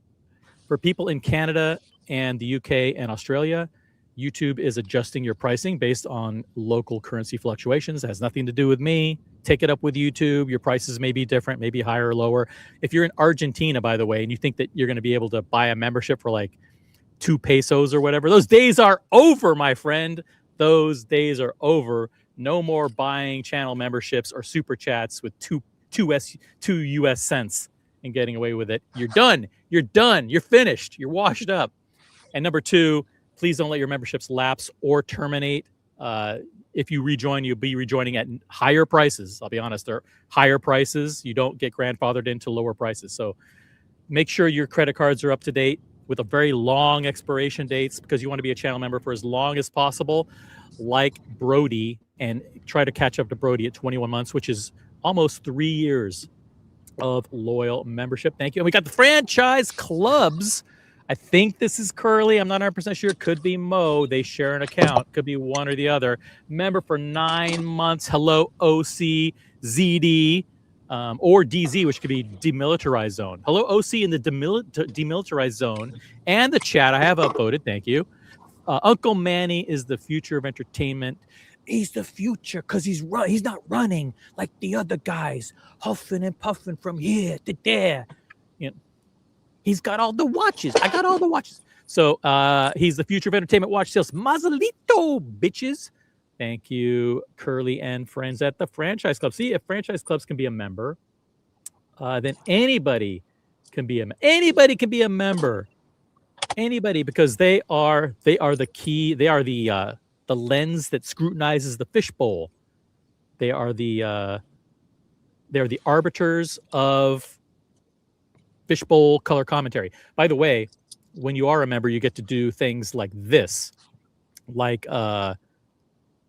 have me pull up stuff and comment on it. So this is the recent video from CRM, came out today. If you want to know what it's like to win 100, by the way, I also want to say, and I do have to call out Christian. I'm going to call out Christian, Jizz Club, Timepiece Trading, and anybody who takes money from gambling sites, whether it's Smack Draw or I know ZeeDee, you don't have a problem with it. What are the other ones? Oh no, I don't like that. Coin. What's that? That's weird. Courtyard I don't or know. Pack Draw or any of these gambling mystery box sites. And Christian did it, so I called him out, and he stopped. He stopped taking money from them. But listen, he shouldn't have done it in the first place. Whether you're Jizz or Timepiece Trading, I don't think you should be promoting gambling betting sites, especially like mystery watch box betting sites. You know, buy a bet on a box for 10,000 and you lose. It's like all digital. It's like all digital too, right? Digital. Like you buy a like picture. You win a picture of a watch. But like it's one thing if like you walk into a store and they're like, here are 3 boxes, and they show you what's in them, and then they spin them around, and they're like, all right, give us $5,000. You're like, okay, cool. Why would anybody think that the result of this, fake, spins that you're doing is real? It's just, we are in we're almost in post, capitalism collapse. Post capitalism apocalypse. Yes, exactly. It's happening. By the way, it's happening. Look at the results of the voting the other day in New York. Yeah. As a matter of fact, they passed rent freezes in New York City. So if you're in rent control, you get a 0%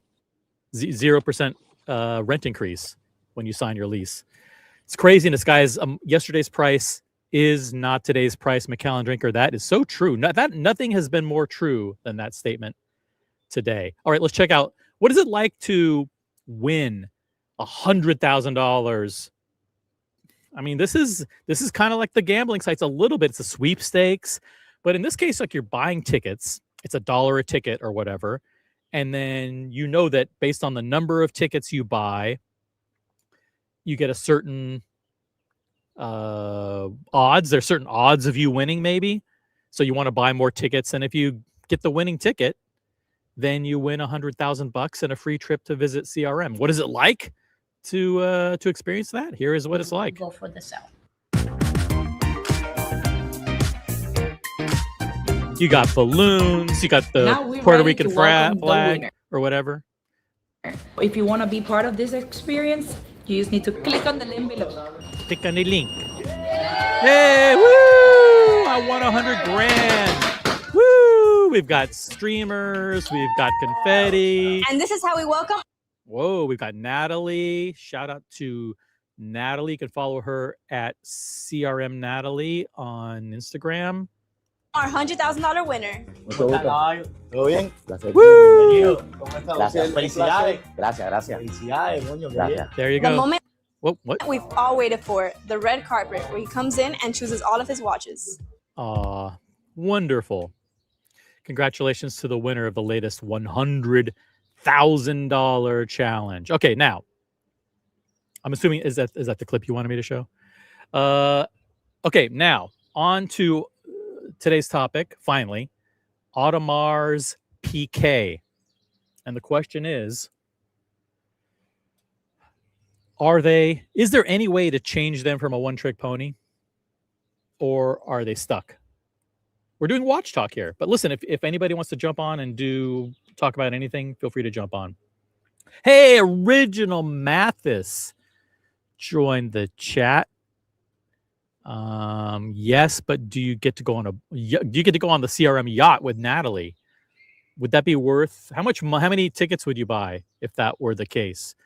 Original Mathis, moderator, member, and co-CEO of the Original OC Channel Network. Good to have you here. What's up, boss? He's always checking in on me. You notice that? He's always checking in. He gives me tips after. But Mathis is home from the hospital. He's in good spirits, and he's almost back to full strength. you guys heard the story. Mathis did consume 5 fried apple pies, and he was in a completely unrelated matter, then quickly hospitalized. But he's recuperating. But one thing had nothing to do with the other. Completely unrelated events. But he's back. He's back from the hospital and doing well. All right. Is Audemars PK a one-trick pony? We're gonna do watch talk, unless you want to talk about something else. I've got stuff to do tonight, so I just want to jump on for the afternoon. We'll do another 5 minutes. Do another 5 minutes. And hey, look at this. Muhammad Ali, member for 17 months. Membership to this channel has changed my life. That is a pretty strong testament to how important original OC channel memberships are. Muhammad Ali has unboxed so many things on this channel. And a lot of those things are members only. So if you want to experience those things, you may never get to see them unless you're a member. Oh, really? You're jumping on? Are you sure? Are you sure? Okay. Here we go. I'm gonna add you to the stage. No going back. Jonathan Quayle Higgins, the third. Hey, good evening. Good evening. You're at a restaurant? Where are you? No. I'm at home. I'm waiting for the football match. Oh, okay. Who's playing? Who's up today? France is playing tonight, so I'm looking forward to see that. And France versus Norway. France versus Norway. Got it. Yeah. By the way, Jonathan Quayle Higgins, my creative partner in Elite Horology, another YouTube channel, which he does 99.9% of the work, and I post a link whenever he goes live in the WhatsApp group, and that's the extent of my creative control of the channel. Jonathan Quayle Higgins. So, did you want to comment about the dial authenticators in 47th Street, or just nothing, or just jumping on? So I just wanted to say, and you ignored my comment, thankfully. So I think missing legs, I think he means missing dial feet, which in my opinion automatically makes the dial not original, because an original dial has feet. So whether this is an aftermarket thing without feet, or if the feet have been gone at a certain point of time, is irrelevant. Yep. It's not original anymore. Yeah, would you say that it's zero chance that an original dial, someone would take the feet and file them down in order to fit a different watch? That makes it, yeah, okay. This has happened with original dials, but that's not an original dial anymore. It's just like I shave off crown guards from a Kermit. It's not an original Kermit anymore. Yeah, you've compromised the originality of the watch, and these days, any little change makes the watch suspect. You shouldn't have to accept anything that's wrong, unless you consider. Would you consider service hands like a something that delegitimizes the watch, or that's a service dial, service inserts, bezel insert, service hands? Those kinds of things are legitimate from the OEM, from the brand. You're just trying to lead me on a discussion of a Kermit that has recently been purchased. I don't know anything about a Kermit or anything else. Okay. I just okay. So so service hands and dials are basically changing the character of a watch. And what people have to keep in mind, particularly with vintage watches, and in particular with vintage Rolex watches, there is no way back, or only little way back. So when the case has been polished off, there is no way back unless you laser weld then layers of metal on, which is quite prominent. Which is quite prominent these days. Yeah. But that's another rabbit hole. because will you declare it or not? And is that still an original watch? And does it pass the smell test? Good question. Yeah. Yeah. So with a dial that has been damaged, the only way to fix that, in my opinion, is getting another vintage dial of the same year or the same series. Otherwise, any restoration of a dial is not really bringing any value back to the watch or anything that we love about those vintage watches. So those watches have a story, and when you put makeup on a dial, that changes the story of a watch. Would you say that Christian from Theo and Harris, that his characterization of the entire vintage watch market as pervasively evil? Do you what are your thoughts? What are your sentiments? Do you think that it's that widespread, that it's basically baked into the ecosystem of the industry at this point? I mean, Where even the most trusted sources can't be trusted? So I haven't followed what he said. I'm just hopping on because I'm bored ahead of the football match. So, but this has been going on for decades. The vintage watch market is full of scammers, of used car dealers who are trying to make a quick buck, and this is nothing new. It's always or it's also a conflict of staying honest or making money. I mean, we're in an age where ethics and morals are not really mattering when a certain amount of money is there on. I mean, you have been offered a lot of money to have your approved watch brands. And so yeah, it's I'm on the money take. Talks. That's right. I'm on the take. Rolex, AP, which by the way, AP is, after today's show, AP may be voted out of the Holy Trinity for good. That was actually my question after the pop thing. Is that still something that you're supporting? No, I think there's a good argument to be made that Vacheron has performed so well over the past year and a half that they've actually supplanted AP in the Holy Trinity, and they've taken over AP's spot. And so now the Holy Trinity consists of Rolex, Patek, and now Vacheron instead of AP. How would you react? Lange? Well, I mean, I know you're a big fan. You have the Richard Lange with the window that appears and disappears, which is very, very cool. Swiss calls it the flip-flop dial. Flip-flop. By the way, we also have we've got Russell 996 in the chat. Oh my God, I have to Russell, leave now. You have to leave because the by number the way, of Patek fanboys are not too much for my Patek taste. Reach for the Cross 5396 annual calendar. Mr. Higgins, what do you have on the wrist? Do you want to show us? I have an Apple Watch, but I'm not going to show after my camera slipped. I'm not gonna. I can't show my watch. I'll dox myself.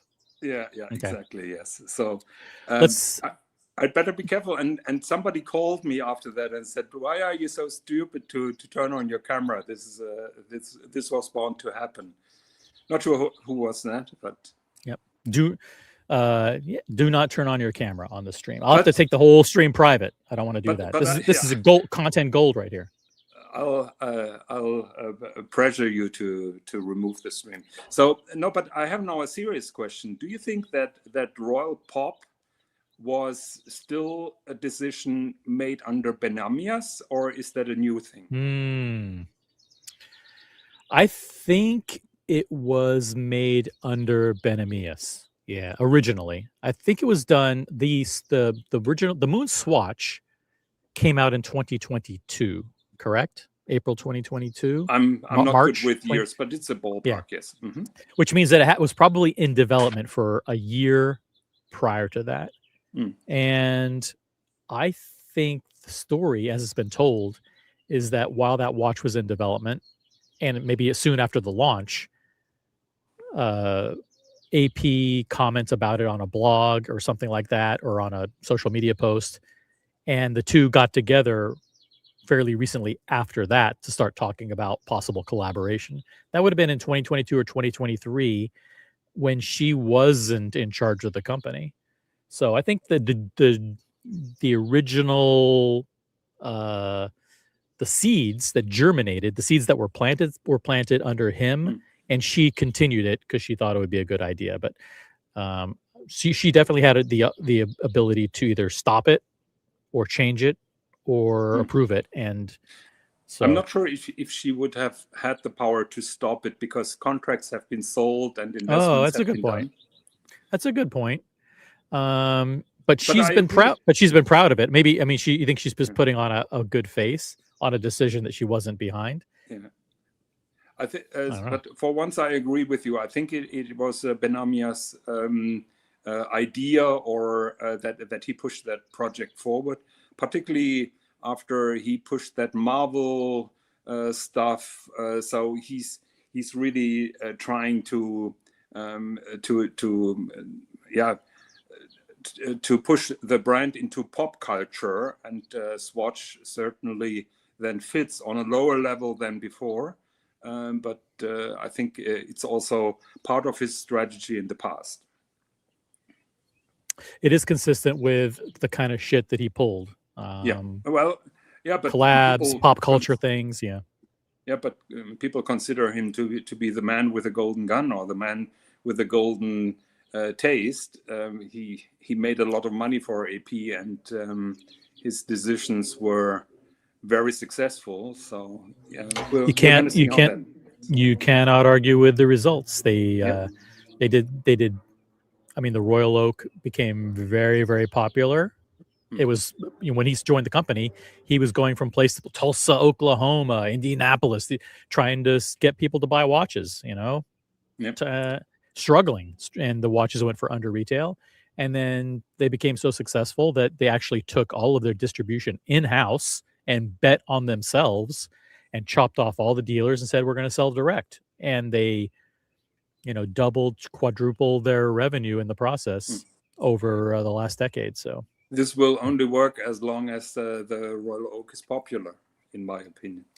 Which brings us to our topic here. We have two watch experts on the panel, but we also have two watch experts in this video. Two watch experts, Roman Scharf and Adrian Taskin of the famed dealer Luxury Bazaar. And they did a little bit of a commentary on the state of Audemars Piguet. And so I wanted to play that with you. We can stop it anytime you want to stop it. And feel free to comment on anything that they say. Yeah, shout out pause. In case you haven't noticed, that's why I took this. Yeah, that's funny. I really thought the counteroffer section was going to be me going after it, but this seems like this one is a little. Always 2 for 2. This is a little personal for me personally, but let's go to the next one. I cannot read that. Matt, you got to start with these fonts. I got you. Oh. I would be very happy. The top one or the bottom one? Well, they're the same font. Okay. Oh, okay. So wow, that's very small. Very small. It says, I'll read it for you guys. Great episode, guys. On the topic of value for money watches, all AP novelties, etc. Please, I would be very happy to hear your thoughts on the Audemars Piguet Code 1159. Is it a sleeper currently, or should we all just stick to the Royal Oak family? Whatever. But basically, the question is about: is there any way to redeem the Audemars Piguet Code 1159 as a collection within their lineup, or is AP just a one-trick pony, relying forevermore on only the Royal Oak? Oh, so you're bigger, so I can read it. I would be very happy to hear your thoughts on AP Code 1159. Is it a sleeper currently, or we all should stick to the Royal Oak family and that's it? Thanks for your time and effort on all the videos you share with us. I'll take this one. Okay. So Adrian's going to go first. How many seconds do you think will go by before he's interrupted by Roman. That's my first bet. Because typically it would be like 4 seconds. 4 seconds that Adrian would be allowed to talk before Roman completely cuts him off and gives his opinion. But maybe this will be different. Let's listen in. I'll give him 6. 6 seconds? Okay. Yes. This is one of the top talking points when discussing Audemars Piguet in general. Now listen, there's been a lot of confusion over the years about the pronunciation of the brand. And I think Adrian clears it up. And I think he's verifying and confirming what we've known all along. It's Audemars Piguet. This is a guy, listen, how many of you out there in the audience, or how many of you watching after this show airs live, how many of you have been collectors, enthusiasts, experts, have bought millions and sold millions of dollars worth of AP like Adrian has? Probably none of you. Okay. So compared to him, you're nobody. You're not an expert. You're not an enthusiast. You're not knowledgeable. You're not educated. You're nothing. You're nothing. You are nothing compared to him. So when he says that the brand is pronounced Audemars Piguet, that's the way it's pronounced. End of story. Period. Done. Okay. Top talking points when discussing Audemars Piguet in general, right? Audemars Piguet. The emphasis is on that second syllable. Audemars Piguet. Piguet. And I agree. Because one of the you can see that Roman is already trying to get his foot in. I think, yeah. I mean, well, Roman has showed tremendous constraint. It's been 3 seconds and hasn't interrupted. And by the way, someone mentioned to me, someone within our colony group, that Roman has completely changed his fashion. He used to wear like Balmain shirts and like these Givenchy and Alexander McQueen or whatever. Supreme. Like these Supreme, like ugly t-shirts that like $500 ugly t-shirts. And it's had like a big brand on them. And he transitioned to these polo shirts about a year ago. This subtle, casual polo. And I look at him and go, oh, it just looks like a regular polo shirt. And someone told me, like, I think it was Buckley. Buckley said, no, you don't understand. Oh, see, that those are like super in polo shirts. They're probably several $100s a piece. That's what all the people in Miami are wearing now. Like they're no longer wearing the t-shirts. They've transitioned to these casual. You can wear these with shorts. You can wear them with jeans, whatever. And he did step up. I mean, he used to wear like an F1 jersey and the stupidest shit around the office. You know, like crazy, ugly, fucking green fucking jerseys and shit. And now he looks like a conservative old dad. He looks fine to me. I don't know if that shirt's expensive or not, but it looks fine. Does it come from Costco? I don't know. Does it come from some fancy brand? I don't know, but it just looks fine. I don't like how you're insulting Roman as looking like an old dad. I don't like that. I trying to be a compliment. Can't approve that. It's like but if anybody in the chat knows the brand, I mean, feel free. You can drop the brand in the chat. I don't care. I'm not sponsoring them or anything. But there's this particular couple of brands, I guess, that are sport. Now they're pushing these polo style shirts on their hoodlums, former hoodlums. All right, let's keep going. When discussing Audemars Piguet in general, right? I agree. Because okay, he agreed. Okay, I wouldn't call that an interruption. It was just a quick validation. But he shows his dominance. Let's see if it continues.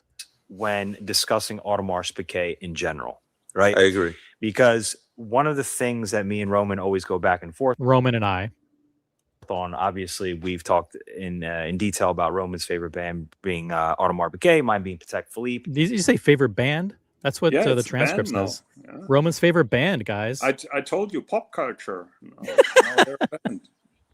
My favorite band's Kiss, by the way. Everyone knows that. Talked in detail. Do you have a favorite artist? Like your all-time favorite artist, musical artist is? Nina, 99 Luftballons? No. Oasis? The Scorpions? No. Keep on guessing. Creedence Clearwater Revival? No, I'm a massive fan of Toto. Toto? Yes. Toto. Steve Lukather and the Toto. Steve Lukather and the Porcaros brothers. If you're a fan, your favorite brand has to be an artist with 4 letters in their title going forward. That's just the rule. Toto and Kiss qualify. Your band may not. Let's continue on here. When discussing Audemars Piguet in general, right? I agree. Because one of the things that me and Roman always go back and forth on, obviously we've talked in detail about Roman's favorite band being Audemars Piguet, mine being Patek Philippe, and the reasons behind that, right? Anderson Genève is not one of their favorite brands, Jonathan. Yeah. Who would have thought? Can't change it. Can't change it. Or Longa. They didn't mention Longa either. You know what is so funny? That Kelso is now the biggest Anderson Genève ambassador who's walking around. Yeah. Who brought Anderson Genève to the forefront of the community? You. I have no idea who that was. For me, if you look at Patek Philippe's catalog today, I'm not even talking about auction results or any of that stuff in the past, present, or future. If you look at their catalog today, you have your Nautilus, you have your Aquanauts, obvious premiums, right? But besides that, you have application pieces that are, hundreds of thousands of dollars, over millions of dollars that people cannot get. Now, when you he's talking about the enigma of Patek Philippe, how many of their Calatravas, complications, grand complications, go for under retail, but the brand is still at retail, very, very difficult to get, and people still line up to get the sports pieces, the sports elegance pieces like the Cubitus, Aquanaut, Nautilus, and then application pieces, off catalog pieces, crazy gem set pieces. It's kind of it is a strange. Is it a house of cards that's bound to fall at some point? No, Jonathan, not at all. I mean, but how can it be sustainable to sell a perpetual calendar chronograph for $300,000 at retail, and then a few years later for it to be available at $175,000 retail? How it is? I mean, are there that many people that are not value conscious or investment conscious, or that they can continue to do that to the end of time, where people, when given a choice of whether to buy a secondary source or from the retail source, they overpay, overpay in quotes, for buying it from retail because that's their preferred method? Look, this is a kind of discussion that I don't like, because I prefer talking about handcraftmanship and not on my channel. We don't. Horology. Yeah, I know. But I can tell you, and there is a guy in the comments who is Russ, and I know that Russ is my or he owns a couple of high value pieces from Patek, which may resell below the retail price.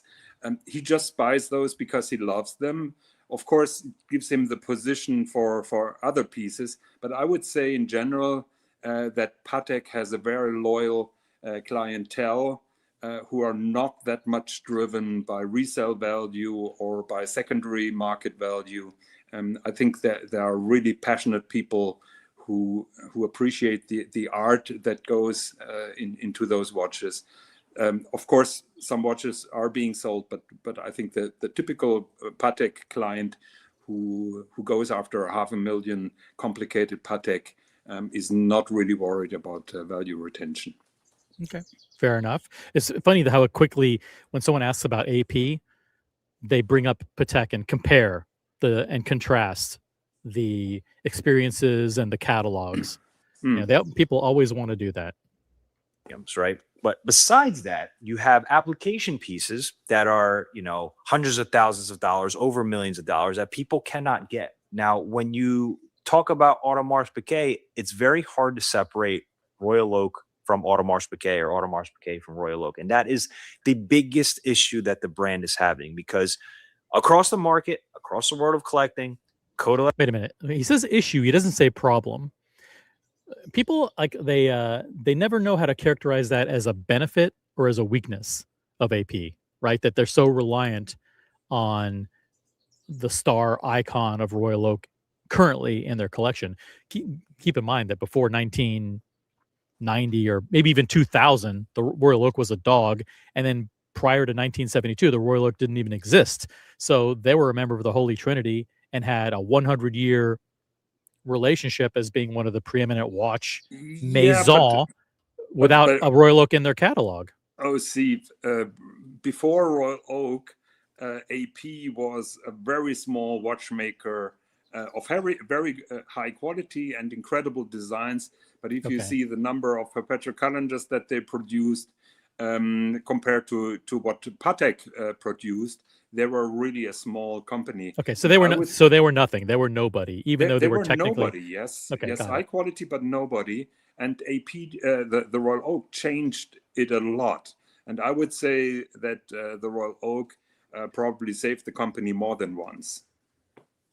Fair enough. Okay, that makes sense. I rely on your commentary there. Oak from Audemars Piguet or Audemars Piguet from Royal Oak. And that is the biggest issue that the brand is having, because across the market, across the world of collecting, Code 1159 signals one thing. If you own one, you had to get it to maybe get a Royal Oak. And that's the problem. In the lower echelon. So in other words, regardless of the merits of the watch, whether it's a good looking watch, it's great functionality, it fits, it's comfortable, it's striking, whatever the merits of the watch, the problem, as Adrian puts it, is that when you see it, people immediately associate, well, that's the watch that you had, that they forced you to buy. Yeah, that's the loser that goes for way under retail. That is either you bought it secondary for 50 cents on the dollar, or you were forced, you were duped. You look like a someone who was like manipulated, Jonathan, into brainwashed into buying this watch because you just simply wanted to get some purchase history, because it was a stepping stone, a hurdle you needed to surpass in order to get to buy Royal Oak and other pieces. Do you think that's a fair criticism, that when you see this watch, that your mind immediately goes to, well, there's no chance someone actually likes this thing, they bought it because they had to buy it? I think that may be the general line of thought, and exceptions apply. I would like to make AP a compliment because they continued or what they redesigned the Code 1159 to a degree where it's now tolerable, or where I can look at it without getting totally mad. The first ones were really ugly, and they did a lot of facelifting and improving, particularly on the dials, to make it halfway tolerable. Yep, they changed the indices, they changed the dials, they changed the hands, and they moved away from the alligator straps. They quickly pivoted to the more casual looking mesh straps, and they do look way better than they did in 2019, 2020. That's for sure. Yeah, but as we are now on YouTube, and I'm not delusional that the majority of people will think that you're a sucker when you bought a Code 1159 just to get a Royal Oak. Isn't it when you're in senior management, executive management at one of these companies, and there's always the push and pull about, listen, if they wanted to, they could accurately gauge demand, and they could figure out, okay, listen, there's 3,000 actual people every year that want these models, and so we're going to produce just under what the demand is, and so this will actually be a desirable watch. It'll be harder to get. People who want it will have to wait. The value probably isn't going to fall as much, versus, okay, we've come out with a collection, we have a certain amount of fixed costs, for the CNCing of the case and the stamping of the dials and all the development that went into it. So in other words, we have an internal goal of selling 10,000 or whatever the number is, I'm just making it up, of these watches per year. And we're going to make that number every year, and we're going to force them out there because that's what we need, number one, to kind of to show that it made sense financially to recoup the initial investment. And number two, we want to change people's perception of AP from just being the Royal Oak Company to other things. So we're going to limit the Royal Oak, and we're going to come out with a watch that looks like a Cartier jumping hour and a big dive watch with rubber straps, and we're going to have this one that looks like a casual watch. That's going to be one of the hardest decisions that an executive at a watch company makes is the product allocation and how much to make of a particular, right? I totally disagree with you here. If I Okay. would be the CEO of AP, I would have sleepless nights over the fact that my main seller is a 50-year-old design, a watch that is tremendously overpriced, even on a retail level. And there is a hype which continues to go on, but I would be having sleepless nights over the fear that this will be over because I would not have any alternatives. The moment the Royal Oak is getting unpopular, they're really in trouble. So secondary values be damned. We're going to make a lot of these things. We're going to force people to buy them.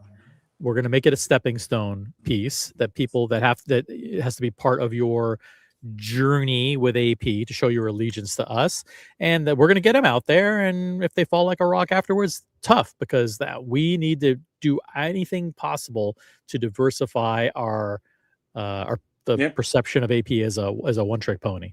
Yeah, but diversification shows that it's not an easy thing, and the Code 1159 is evidence that this is not a second leg. This is probably a pinky finger where they can stand on. If I would be the CEO, I would try another route just to find an alternative. But I would be terrified that the hype may be over tomorrow. Okay, from Royal Oak. And that is the biggest issue that the brand is having, because across the market, across the world of collecting, Code 1159 signals one thing. If you own one, you had to get it to maybe get a Royal Oak. And that's the problem. In the lower echelon, I would say. It is, because... What do you think Roman means by in the lower echelon? I think he means that you're not willing to pay to buy a perpetual calendar or gotcha. So another for entry level collectors, basically, like. But if you're a higher end collector, then you're buying perpetual calendars, you're buying other stuff that shows your allegiance to the brand. You have the flexibility of buying more expensive stuff that may go for under retail. But the perpetual calendars, though. If you're buying a Royal, I guess what are you buying? You could buy a tourbillon, or perpetual. Even perpetual calendars go for over retail, right? Or no? Like Royal Oak perpetual calendars? Royal Oaks, for sure, yes. Well, but I'm pretty sure if you're buying a Code 1159 perpetual calendar, that opens you a better door than if you buy an entry-level Code 1159. I think that maybe get a Royal Oak, and that's the problem. In the lower echelon, I would say. It is, because these are conversations that I have daily, because when people come to me to sell watches or get my opinion on how much, here's what AP is giving me. I visited this AP house. I was at this boutique. I did this, and here's what they're giving me. It's 10 out of 10 times. There's a Code 1159 in the mix. You got to take this. How much am I going to lose? 10 out of 10 times. He's not leaving any room. Well, but let's be honest. Somebody who goes into an AP boutique and asks, "Can you sell me a Royal Oak?" And they say, "Well, you have to buy other pieces before you're getting a Royal Oak." What else do they have? They have a Code 1159. That's it. They don't say that. They don't say that. They just say, "Listen, hey." They say, "Hey, listen, we're currently sold out of the Royal Oaks." Currently sold out, but I know you love the brand, so can I show you some other pieces that we happen to have? Aren't they talking about a journey? No, I don't think you have to do that. I think what they say is like, listen, the Royal Oak is very, very high in demand. We don't have any of those available to show you today, unfortunately, but we do. But I'd like to show you some pieces that we do have in stock. Could you that may be easier to get? You want to see those? And they bring you Royal Code 1159 in gold, and then they show you a Code 1159 in chronograph, and then they show you a Code 1159 perpetual calendar and a code 1159 tourbillon. Yeah. And they say, hey, what do you think of these? And then someone's going to say, yeah, I like this one. Oh, really? You do? Should we add it to the list? Do you want to request this? And someone's going to say, you know what? I actually do like this. Maybe they're lying. Maybe they're not. I don't know. But the salespeople are doing their job. And some guy's going to say, yeah, you can add this to my list. And lo and behold, a few months later, they get the call. Hey, your code 1159 rose gold chronograph. Good news. It came in. Yeah. What are you going to do? You're going to say, no, I don't want it when you requested it? Well, you better not. Better not. So they're just doing their jobs. A huge fan of AP is in the chat. His name is MJ. Hold on one quick second. He's a member of the channel. You're not a member, Jonathan. But you're on the panel. But this guy's a member. MJ says the code 1159 is a phenomenal watch. Unfortunately, most people are incapable of independent thinking and are simply lemmings. That's true of me. That's a fair point, fair criticism of me, not of Jonathan, though. I would like to have that conversation with your member. What in particular makes this watch amazing? Yeah, what makes it amazing? What makes it amazing, MJ? What's so phenomenal about the code 1159? Adrian, you know what he sees when he sees someone wearing it? That you had to buy it. You were forced to buy it 10 out of 10 times. I don't want to shit on that opinion, because opinions are opinions, and we all can have different tastes and opinions. In my opinion, the code 1159 is not such a great design. They try to be different. And coming back to your argument, if somebody wants a Royal Oak, which means an octagonal shape with screws, a very sporty, elegant watch. How high are the chances? They don't want that. They want a watch that goes for over retail, Jonathan. Okay. That's what they. I mean, they don't give a fuck about. You think they care about bolts on the bezel? Like they admire. Oh my God! Like this was crafted on a napkin at a dinner party in 1971. Exactly, they don't give a fuck about. They know this is a watch that is hard to get. It goes for over retail. I know that it is that, but that's not the reason why people want it. They want it because it goes for over retail. That's why they want it. Vimal, by the way, I know that the code perpetual calendar goes for under retail. My question was about the Royal Oak perpetual calendars. I think those are trading right at around retail, but I think they're still harder for AP to sell.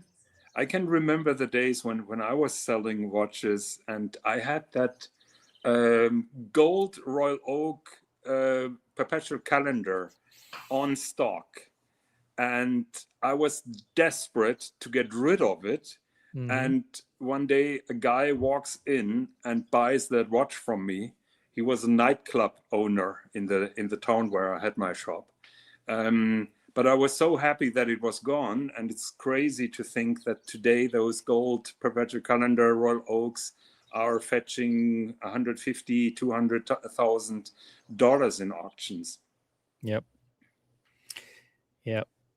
I was at a watch store a few weeks ago, and we were talking about how bad Breitlings were selling. Like Breitlings were really, really slow. They've been sitting there for a long time, and I'm like, he said, like, we can't even celebrate if we sell one, because the way our contract is written, if we sell a Breitling model, they replenish it. They replenish it with a new one, and so we get stuck with the new one. It's like the first. We're about this. We think like we can jump up and down for joy. Like, hey, you know what? We sold one. We finally got rid of a Breitling, and we got rid of the fuck.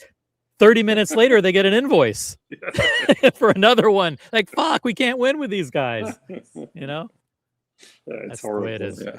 It's horrible. It's a horrible state of affairs. AP House. The match has started. We are now in minute 13, and I have to go.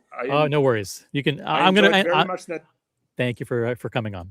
I enjoyed very much that conversation, and talk to you another time. Yeah. Viva France, if that's who you're rooting for. See you later. No. I'm not rooting for France. I'm just watching France because they may be one of our next teams to play, so I would like to see where they're standing, because I haven't seen France for a very long time. Ciao.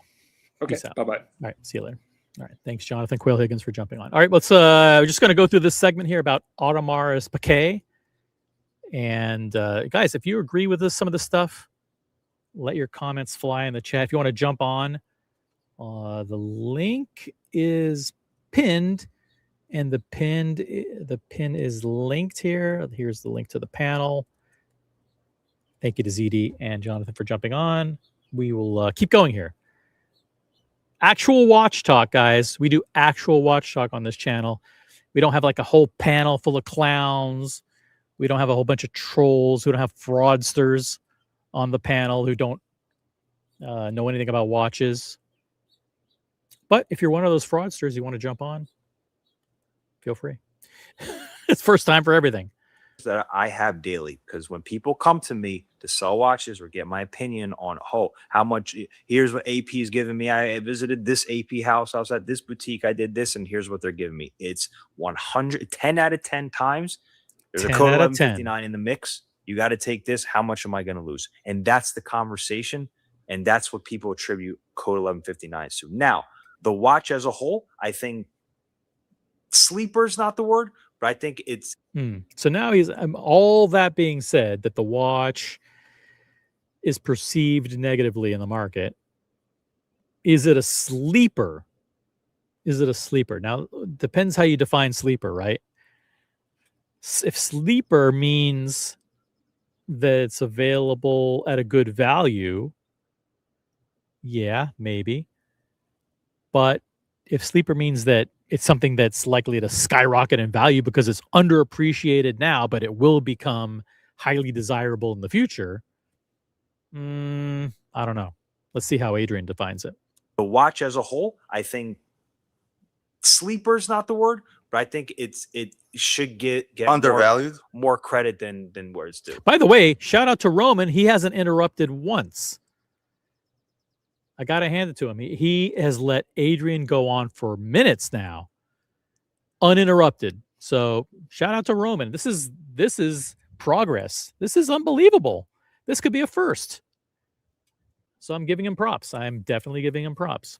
We're talking about the Star Wheel, fantastic watch. But the Grand the GP GPHG or whatever, the one that they make some phenomenal watches. The Aventurine Perpetuals. I like it. See, I like the Star Wheel. I also love, I think this is obviously a very desirable piece at the secondary price point. This is the Code 1159 Perpetual calendar with Aventurine dial. It's in white gold. They also have it in rose gold, I believe.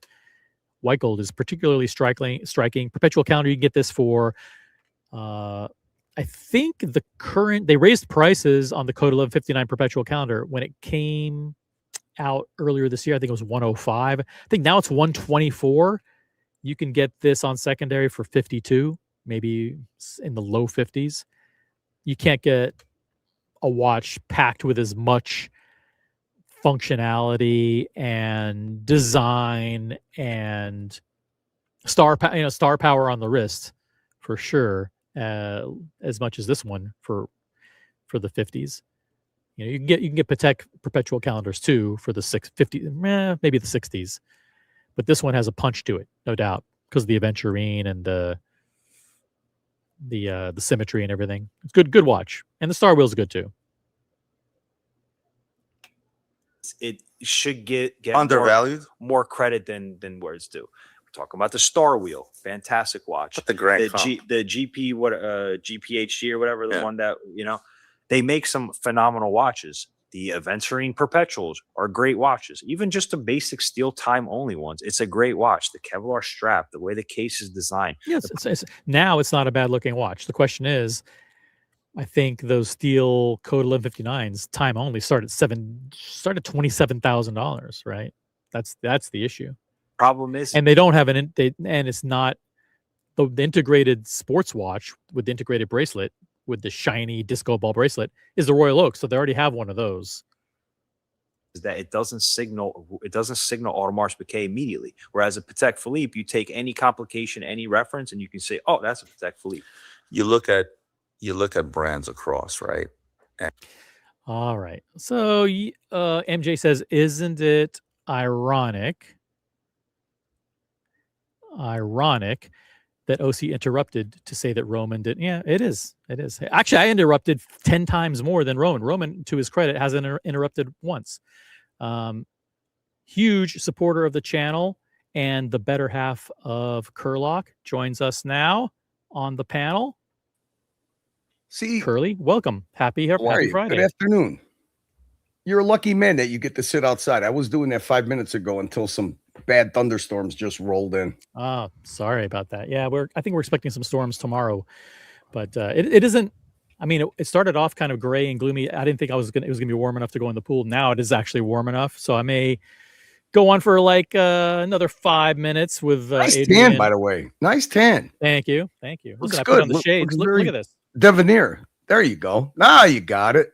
Here we go. See, here's the problem with and by the way, Higgy, fantastic re-entry into the fishbowl. I mean, he's staying focused on Watch Talk. No drama. No, he's just Well, you know what? For a guy that wants to stay away from drama, he made one hell of a splash with that live stream. Him and Jamie. You don't know how much self-control. I mean, believe it or not, somehow or another, Tan was able to get. He's got a different number because I haven't talked to Tan on WhatsApp in 2 years, and somehow he's got another number, and he found it fitting to get a hold of me. And you don't know the amount of self-control. You know that 99% of my viewers have no idea some of the personalities you talk about because they don't watch. Well, I mean, they know Higgy, right? They know Jonathan. Yeah.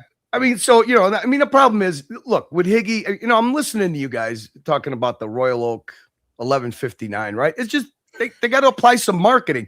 But the thing that I don't understand, how does nobody comments? Adrian, okay, big expert. Nobody comments. Look at this guy's hair transplant. Did you not notice his hair transplant? Look at it's low budget. Look at it.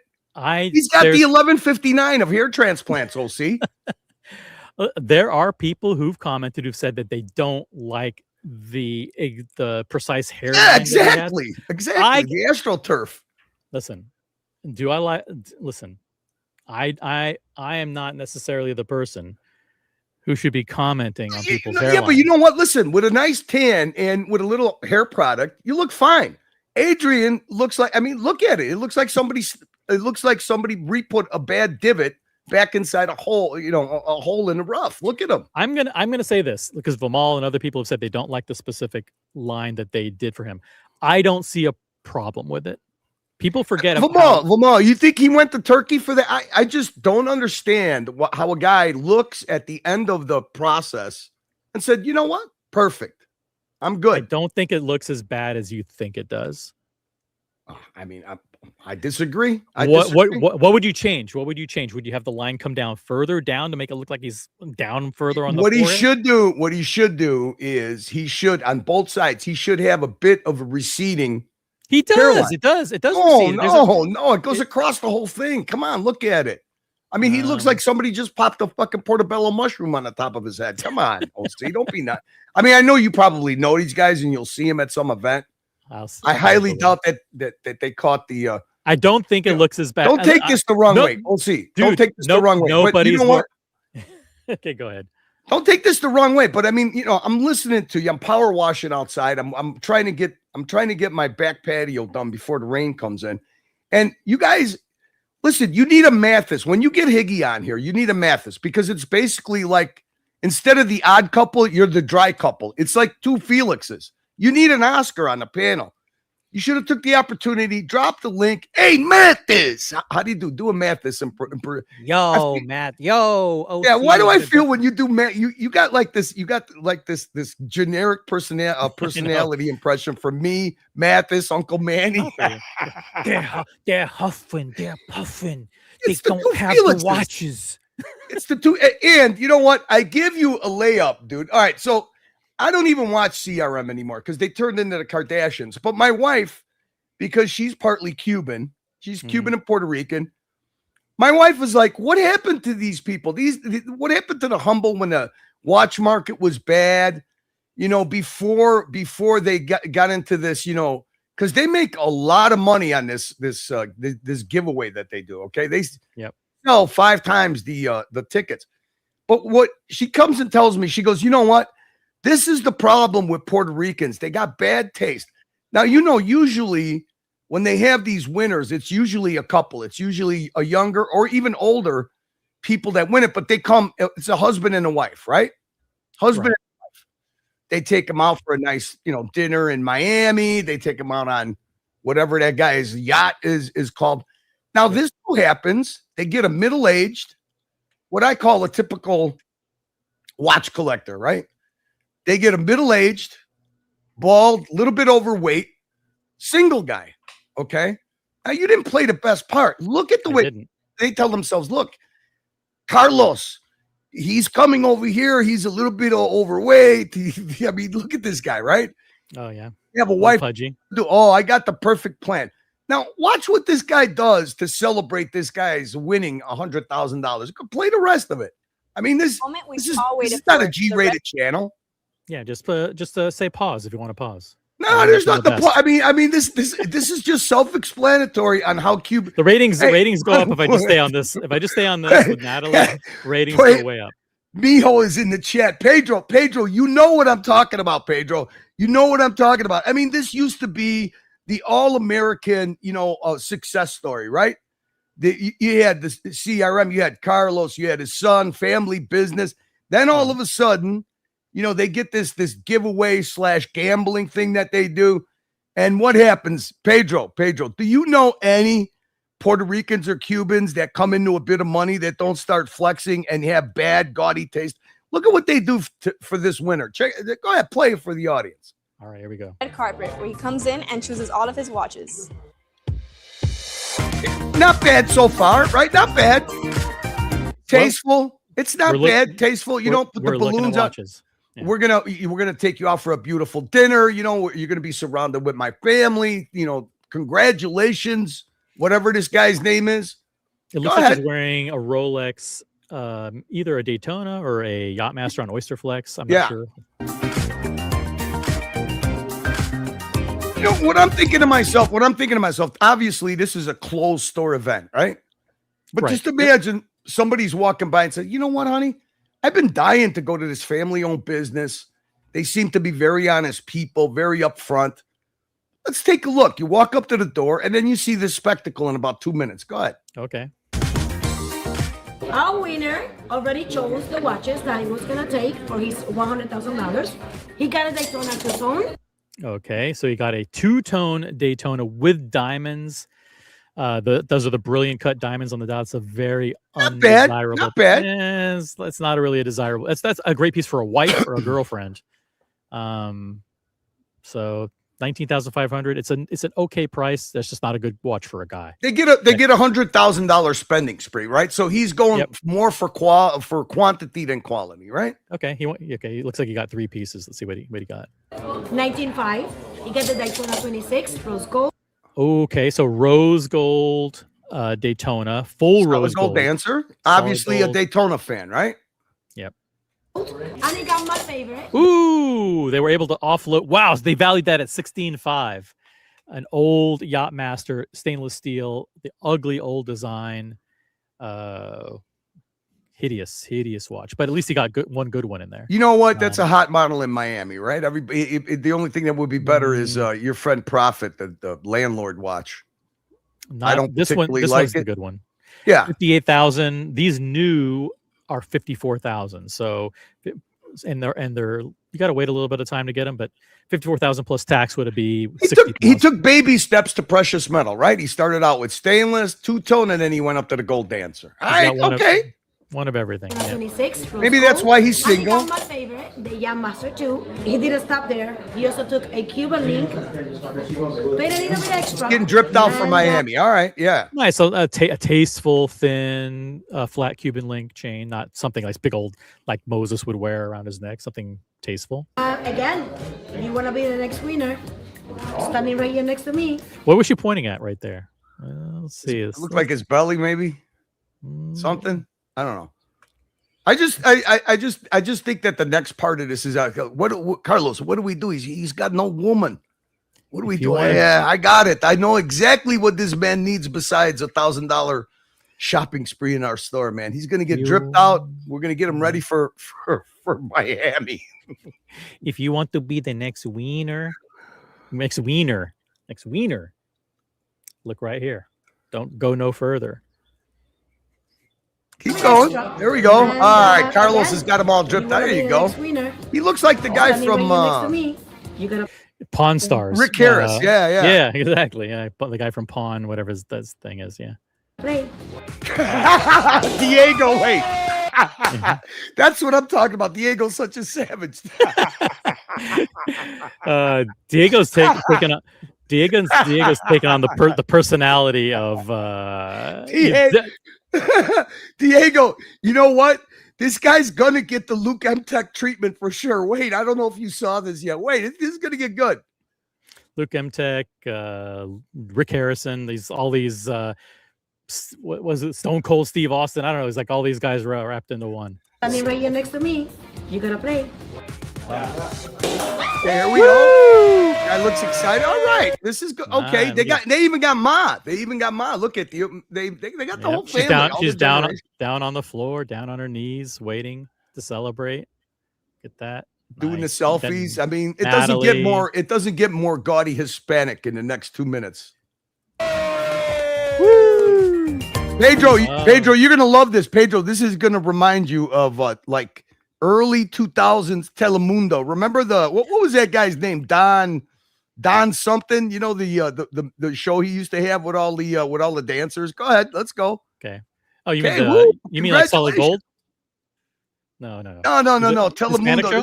Oh, Telemundo. Okay. Yeah. The guy was he actually was in the movie with Al Pacino, Carlito's Way. I forget what the guy's name was, man. He was famous. He had a famous like variety show like almost every night on Telemundo. Love Natalie. Check her out at CRM Natalie on Instagram.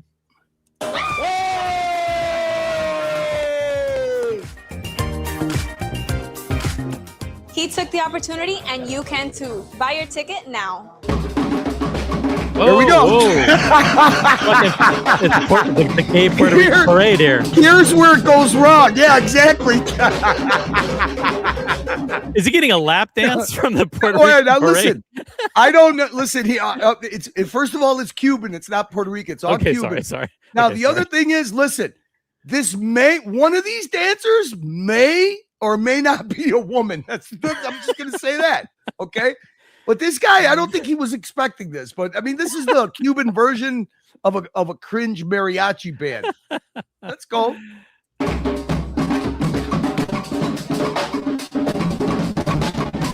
would love to know whose idea this was.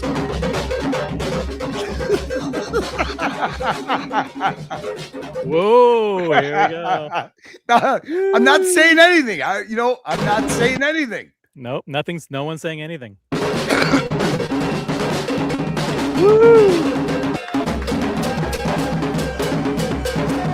Oh, let me give you some singles. I'll give you a couple of grand. Yeah, I mean, I don't. How does this? How does this go from a watch dealer to I don't know. Strip club. I'm not gonna say anything. You're doing a conga line. Pedro got it. Sabanto Giganti con Don Francisco.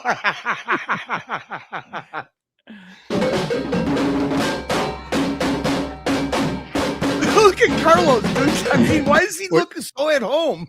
We're doing a limbo. They call this the limbo, right? Come on. I mean, listen, OC, what happened to these people? What happened to these poor people? I mean, they're having a party. They're having a party to show.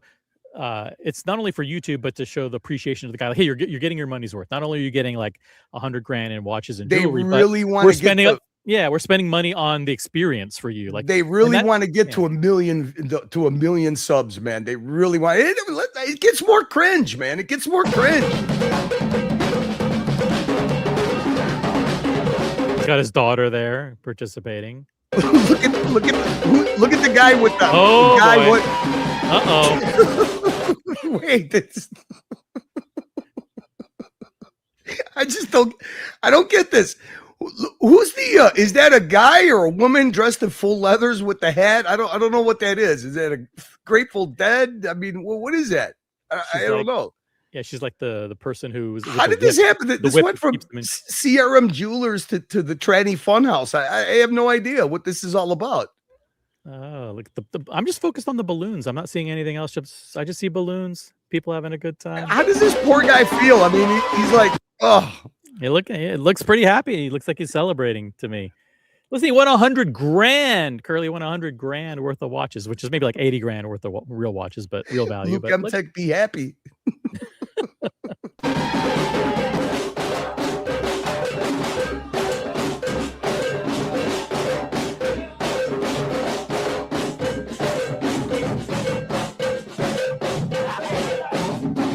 You can't get any lower than that. This is so cringe, dude.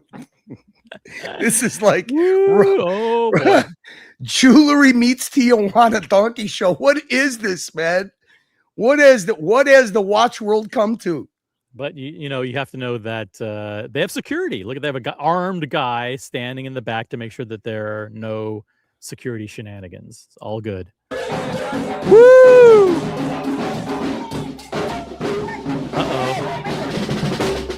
Oh, that was almost too hot for television. Almost too hot for TV. Ooh, yeah, the old, destitute Cubans come to America with nothing. They make it in the land of, the land of milk and honey, the all-American dream, and then it turns into this. It's a celebration. It doesn't look like he minds. No, now this is the the partner that comes in and sells watches once in a while, right? I have no idea. And then you have Marco in the background. Marco, I was just gonna say, what's Marco doing with the blue poncho? He's doing a collab.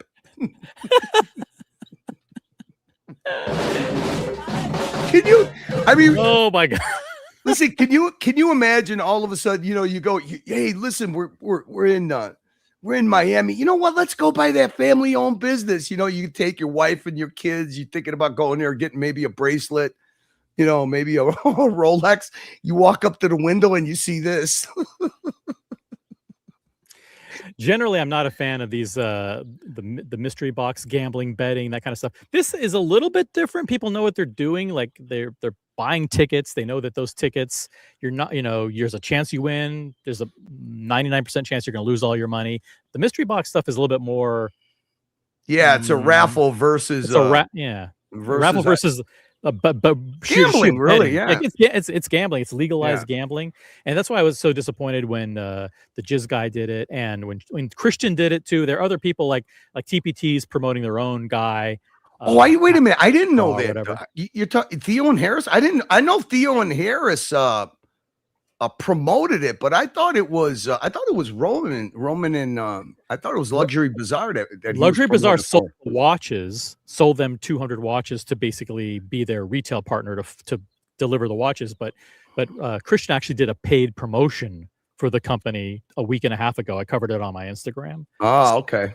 Yeah, so I was disappointed that Christian did that, especially after the Jizz Club guy did it, and Jizz got raked over the coals for doing it. But I saw one segment you did with the Jizz guy thing. I never checked it out. I mean, I don't know who they are. I mean, yep. Vimal's in the chat with a $2 Canadian highlighted flamingo blue highlighted comment. You have singles off to CRM for watch. Exactly. It's like Grinder meets fucking jewelry store. That's funny. And then CKM is in the chat. Disturbing. Listen, this channel is disturbing, but that's why we try to bring you quality content to mix it up. Hope you're pleased. This image is he's being two-timed by these Cuban. Yeah, it's like he jumped in there and he said, "Hey, white boy, let me show you how it's done." Okay. Yeah. There's Dan, CRM Dan, partaking in the festivities. Well, all right. So honestly, whose idea? I got a feeling that it was one of the women that came up with this. I don't think it's one of the men. Yeah, I think it's one of the women.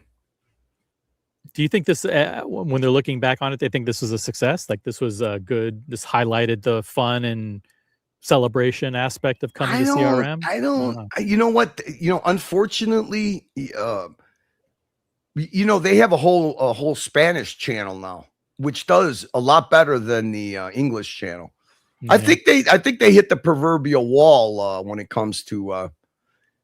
I mean, in my own opinion, I think they used to get more views when they were a little bit less flex and a little bit more humble, living the American dream. The whole, pulling up with your Ferrari and this whole giveaway thing, I think left drove away a lot of the people that like the wholesomeness of, thinking of a, immigrant family comes to America, lives the American dream, and then they just turned into flex monsters.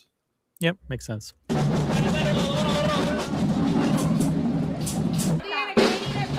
Whoa! Grab this, honey. Looks like he's having a lot of fun. You know what? For some reason, these dancers all seem like middle-aged women. None of them seem very young. Just saying. Correct. Yep. Just an observation. Correct. There you go. There's your picture, guys. Screen capture right here. Look at that. You got the balloons. People. Curly, no way a woman came up with this. Yeah, I'm telling you, I'm thinking it's one of the sisters. Okay, because they're like, oh my God, he's coming in alone. What are we going to do? I don't know. I don't think this doesn't have. Yeah, this doesn't have Carlos's fingerprints all over it. No. Yeah.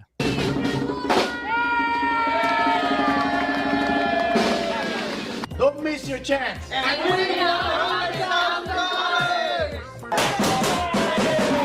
There you go. The CRM shopping and dancing experience, I guess. Thank you for refocusing me on the salient parts of this. I actually watched a little bit of this earlier. Now, I don't watch this stuff at the end. I usually watch the negotiations, like when there's stuff going on with Yachtmaster earlier, and the guy bringing in the watch to get about priced and stuff like that. I usually, just to keep a pulse on the market, I look at that stuff, but not typically this. So you've opened my eyes. The only reason that I check in on these guys every now and then is because I'm waiting for Uncle Manny's made 2 appearances at CRM. Yeah, no, they've been memorable. Put it that way. They're puffing, but they don't got the watches. The funny thing is, he does most of his business in Florida. He's got a place in Florida. Oh yeah, yeah. I mean, I cannot stand the way the guy handles watch. I don't know if the guy's unaware or what, but the way he handles watches, who would in their right mind ever want to buy? I mean, he would have to give one hell of a deal for anybody to buy a watch from him. I mean, the way he handles them, the way he just throws them on the ground, he kicks them around. It's kind of idiotic, really. But I don't look at him as a watch dealer. I look at him as entertainment. I mean, he makes me want to go fish and not buy a watch because he kind of does look like a carp. But all right, man, have a great afternoon. I'm glad that we had the CRM $100,000 winner experience together. That was fun. Thank you for highlighting. Good to hear you and Higgy. Good to hear you and Higgy again. Welcome back, Higgy. Boring watch talk is alive and well on Friday afternoons. I wouldn't say boring. I would say highly intelligent, but very dry. You need an Oscar. You can't have 2 Felixes. You need an Oscar. Dry is good. I mean, you jump on occasion. You add a little bit of spice, but it's not. It did. I didn't turn it off. I mean, I actually, I didn't turn it off. I was listening. It's always good to hear. I like to hear you and Jonathan fence. 2 intellectual sword fighting. It's always great. You learn something. Yeah. 11:59, really easy. You get 2 well-known ambassadors and do a little bit of a 1-year marketing campaign, and it won't be a stepping stone watch anymore. I don't think they feel that they need to do it anyway. But I think it's a great watch. Sandwiched case. I always liked it. I don't like the strap. You don't want to stay on for watch talk about Audemars Piguet? You know what? I forget the model. There was a model that was rose gold, and then the mid case was right. I mean, isn't that what the 1159 is known for? 1159 is a split case. The mid case is octagonal, and then they usually do it. They can do it in a different color, or they do it in black ceramic, like in so. You know what? Tell them to kick up their marketing campaign, get a couple of ambassadors, and the 1159 won't be a stepping stone watch. It won't be a hand-me-down watch. That's all. It's funny. It's funny deal. because we did a show where I think it was Buckley that came on and said, "Listen, don't let your brand ambassador." We were specifically talking about John Mayer. We said, "Look, why is John Mayer every appearance that he makes, he only wears the Royal Oak? Make him." If the guy should not be going in interviews saying, well, the offshore and the Code 1159 aren't for me. Those aren't for me. I just like the Royal Oak. This guy supposedly works for AP as a creative consultant or creative conduit or whatever his title is. Sure. One day after we did that live stream, John Mayer showed up with a Code 1159 on his wrist at an event. I mean, you can't blame John Mayer. He's just a paid ambassador and a spokesman, right? It's their media team, their marketing team. Yeah, I mean, I understand they don't want to call him up and say, hey, by the way, is there any way you could wear a Code 1159 and be really helpful for us? But he should know instinctively to do that to help the company, Listen, every watch should have its own niche, just like Rolex does, right? They have yachting, they have sports, they have the racing. So, kick up your marketing campaign. I mean, the watch does have a unique look. Are you telling me, are you not impressed that Roman has basically let Adrian go on for minutes and minutes and minutes giving his opinion, and Roman hasn't interrupted Can at I all? tell you something? You know what I would have bet on instead of Roman interrupting Adrian is when Higgy, how many seconds were going to go by before Higgy told you to pause. Yeah. All right, man. Have a good afternoon, dude. All right. Peace out. See you guys. Thanks again. All right. Have a good one. Thanks. That is the franchise clubs. Curly. Thank you for jumping on. Back to the boring watch talk. Audemars Piguet. Kevlar strap, the way the case is designed. The problem is that it doesn't signal Audemars Piguet immediately. Whereas a Patek Philippe, you take any complication, any reference, and you can say, oh, that's a Patek Philippe. You look at brands across, right? And I'm talking about brands that don't have a Royal Oak or Nautilus, and I'm generalizing that, right? Stuff that sells over list. Brands and I'm taking Rolex aside for a second. Brands so if that I look don't at have a across very brands, successful. you look at all the major brands out there, be it the Swatch brands. Brands that don't have a very successful kind of sports integrated hype, go for over retail kind of collection in their line. Royal Oak or Nautilus, and I'm generalizing that, right? Stuff that sells over list. And I'm taking Rolex aside for a second. So if I look at across brands, you look at all the major brands out there, be it the Swatch brands, the Richemont brands, pretty much the entire catalog on the secondary trades below list. Now you take a brand like a Patek Philippe, or you take a brand like an Audemars Piguet that has the Royal Oaks in it. Did he just say Audemars Piguet? He didn't say Audemars. He said Audemars, but he still said Piguet, right? Now you take a brand like a Patek Philippe, or you take a brand like an Audemars Piguet that has the Royal Oaks in it, literally, right? Where you have these winners that are perpetually trading over list, impossible to get, and so on and so forth. Unfortunately, for a brand like Royal Oak, because their catalog is not as vast of that Patek Philippe, it throws shades on everything. Did he say Cadillac or catalog? Was he trying to say catalog and he said Cadillac? Impossible to get, and so on and so forth. Unfortunately, for a brand like Royal Oak, because their catalog is not as vast of that Patek Philippe, it throws shades on everything else outside of the Royal Oak line. When I started, it was the offshore line, and then you had the Edward Piguets and the Jules Audemars, and shade was thrown on those, right? When you have this one strong winner within a brand, it is extremely, extremely difficult to then have another line that's going to trade on the same level. But it's not thick if you compare it to other brands where every single watch, every single line within the catalog, and I don't want to name any brands. Rolex, where every single collection goes for over retail? Is that what he's trying to say? Trades on the list on the under list. Okay, got it. To trade on the same level. But it's not thick if you compare it to other brands where every single watch, every single line within the catalog, and I don't want to name any brands, trades on the list on the. It's basically all the other brands, all the unapproved brands. Secondary, is it really that bad? What do you think if you're Audemars Piguet, what is your solution? Because it's the Code 11 has wonderful pieces. I think it's the hardest question to ask in the world of horology, and I don't know about the hardest question in the world of horology is how to save the 1159. It's not that hard. Make fewer of them. You make your ambassadors wear them, showcase them. Don't offer them to people who don't want them. Make them desirable. You just make fewer of them. Make fewer of them. Make one less than the actual demand.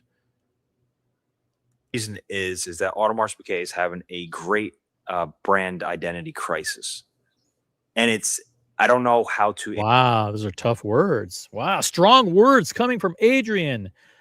On this Friday in June, AP is having a brand identity crisis in the world of horology, and the reason is that Audemars Piguet is having a great brand identity crisis, and I don't know how to answer that question because again, it's impossible to separate the Royal Oak from Audemars Piguet. Vimal brings up a very important point. Don't price them way out of whack. I forgot that one. Actually forgot that one. Pump up the marketing. Have the ambassadors talk about how great they are. Have the ambassadors talk about the design of the watch and how cool it is. Talk about how comfortable it is. Talk about the design. Make fewer of them. Don't show them to people. Don't force people to buy them.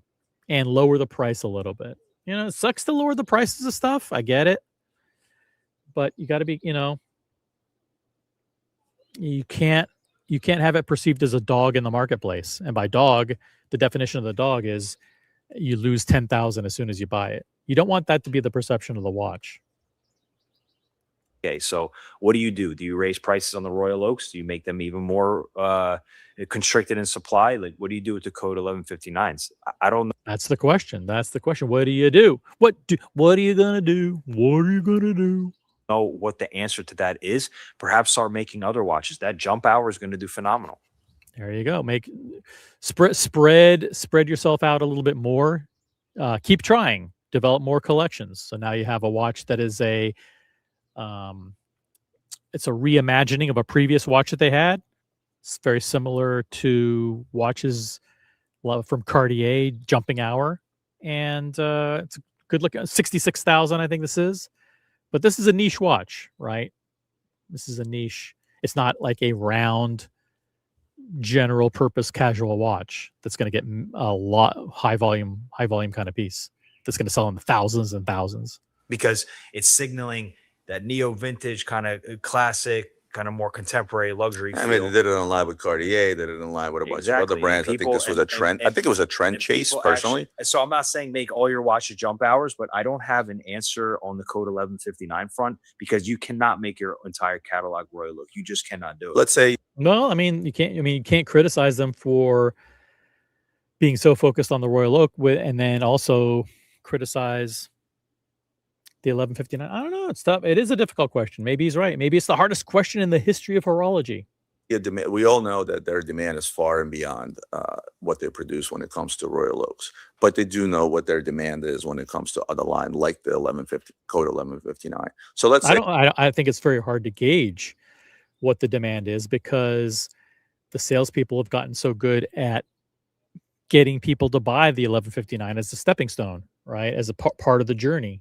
And so when you get those reports at the end of the quarter, wow, we made 2,000 2,000 1159s. We sold all of them. Wow, pretty good. Let's just keep going at the same volume. They're selling everything that we can make. That's because they're getting very creative about. But what you do is when you sell those 2,000 pieces, you create 2,000 sets of expectations that the next watch is going to be a Royal Oak. And maybe that's. Do they want to do that? They want to reward the people who bought the 1159 by giving them the Royal Oak, or do they want to give the Royal Oak to people who really deserve it? Very, very tough. When the rubber hits the road, you reward the people the salesperson is going to reward the person who bought the watch that was hard for them to sell. It's human nature. Human nature is tough. If your demand on the Royal Oak is 100 pieces and your demand on, Code 1159 is 20 pieces, do you think a solution is to then produce 10 of them?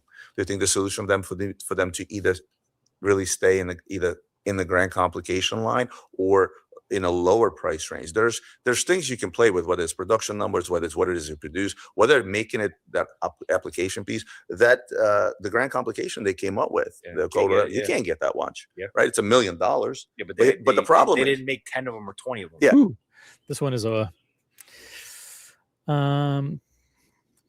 this one is, wow, crazy one. It that application piece, that the grand complication they came up with. You can't get that watch, right? It's $1 million. Yeah, but the problem they is, didn't make 10 of them or 20 of them. yeah, but the problem is this: is that even though it's unobtainium, right? You come up with some. You create. Let's say you make. By the way, did you make that term up? Is that a term in Webster's dictionary? Unobtainium. I don't know if I came up. I know I've been using it. Are they really having a discussion whether or not Adrian is giving credit to Roman for coming up with the term unobtainium? Like, it was never used up until Roman started using it. Like, Roman invented that term. I don't think so. Unobtainium is I thought that was a generic term in the watch hobby that related to watches being very, very difficult to get at retail. Unobtainium.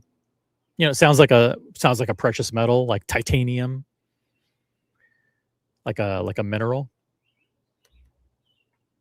Though it's unobtainium, right? You come up with some. You create. Let's say you make. By the way, did you make that term up?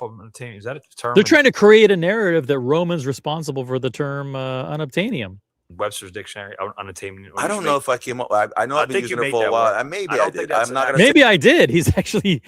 Maybe I did. Take credit because I'm not sure. I've said a lot of dumb shit. Like that's a mouthful. What did I say last time? I'm not gonna caught a lot of heat over that. But that's I can tell you. I'm pretty sure the term unobtainium comes from. He's got some. There's some producer, somebody off to the side, fact checking. The science community, referring to a material that is hard to get in science. Okay. So the science community came up with the term referring to a material that's hard to get. Oh, okay. Thank you, Matt. Thank you, Matt. I did not know that, so maybe I did come up with it. But maybe Roman applied it to the watch industry. So wait a minute. The guy gave the definition that it came up, that was invented in the science community, and then Roman's response is, so maybe I did come up with it. I love how he's. Oh, okay. Thank you, Matt. Thank you, Matt. I did not know that, so maybe I did come up with it inadvertently. But here's our maybe I did come up with it inadvertently when he was just told that he didn't come up with it. But it was all right. It's okay. I would start. Here's where I would start, because I can't. But let me finish my thought. Do I? Yeah, Adrian. You tried to interrupt Roman for a change. How do you like that? Boom. I then go and create the 1159 that unobtainium, because Audemars is a powerhouse. Oh, wait a minute. It is Audemars. It is Audemars Piguet. Okay, Roman's confirming it. Adrian pushed it out there, but now Roman's confirming it. It is Audemars Piguet. When it comes to complications, right? The stuff that they make, majority of the people can't even make. Yes, but the consumer doesn't care.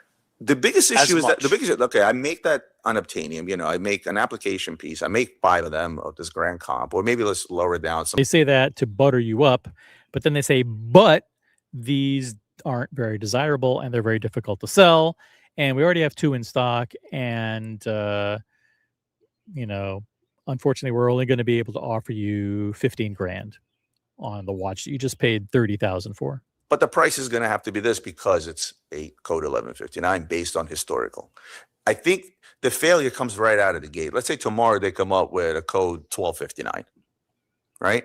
It's 1259. It'd be 12:59 o'clock, representing 1 minute before 13 o'clock, 59 minutes after midnight. What you do in the very beginning with that new line is what's going to set the tone going forward, I feel. So in other words, he's blaming the launch, that it came out weird looking, overpriced, and people didn't take. And so they were subsequent iterations and versions of the code 1159 were tarnished by the initial launch. So in other words, there's no way to save it. Whatever you do in the outset establishes the baseline going forward. That new line is what's going to set the tone going forward, I feel like. I would say if I was Audemars Piguet, I would If I was Audemars Bouquet, I would. I think they have, in my opinion, they struggle with just creativity overall, and that's Ooh. Oh, is that a fair? Is he leveling a fair accusation at AP that they struggle with creativity overall? I don't know. I mean, it's a brand that is very risk taking in its marketing, its collaborations, design choices. I cannot agree with that at all. You may take issue, you may disagree with the choices that they make, the collabs, the marketing, the different designs. I don't think it's fair to say that they struggle with creativity. I don't know where Adrian's going with this. By the way, he's welcome to jump on. He can jump on. There's a link that's pinned at the and he can explain. crazy to say considering all the open works they make, all the ceramics, all the very what's the word I'm looking for? Not elaborate. Forget what the term was. Exotic pieces that they make, right? And it's crazy to say that they're not. It is crazy to say that doesn't. Yeah, it's crazy to say they're not creative. The problem is if you look at the Code 1159 line as a whole, and you take every single model, it's just a lot of redundancy. Chronos in different colors. Time only is in different colors. They're following the same models that were. You know where to. Come on, let's pull it up. They have a lot of stuff. They have perpetual calendars. They have tourbillons. They have chronographs. Time only. They have different sizes. Come on. Let's take a look. Is it true that they struggle with creativity in the 1159 lineup? Let's take a look. I don't think so. I think they're throwing everything at it. Look, they've got they've got the Universal, the RD4, gazillion complications. Okay. They've got Super Sonnery in the 1159, super high end. They've got open work. They've got Meteorite. They've got Soda Light. They've got Tourbillon, because a whole bunch of models of Tourbillon, right? Super Sonnery, Tourbillon chronographs, flying tourbillons, tourbillon open worked, Star Wheel, perpetual calendars, chronographs, time only. They've got precious metal. They've got steel. Then they've got smaller side. Come on, there's no problem with creativity here. They've got these gem set models. Come on, Adrian, it's not fair. It's not fair. Got to call you out on that. It's not fair to say that they struggle with creativity in the 1159 lineup. Code 1159 shines the greatest in his perpetual line and in the Star Wheel line. People actually like them because it doesn't look like a plain boring watch, and it's actually an exceptional watch. The Aventurine dials, the Star Wheels, they are great watches. But it's not just those. It's not just those. If those watches went for over retail, people would like them. I know it's a catch-22, but if the situation were reversed, or if those sold for retail or went for over retail, people would like the 1159s. It's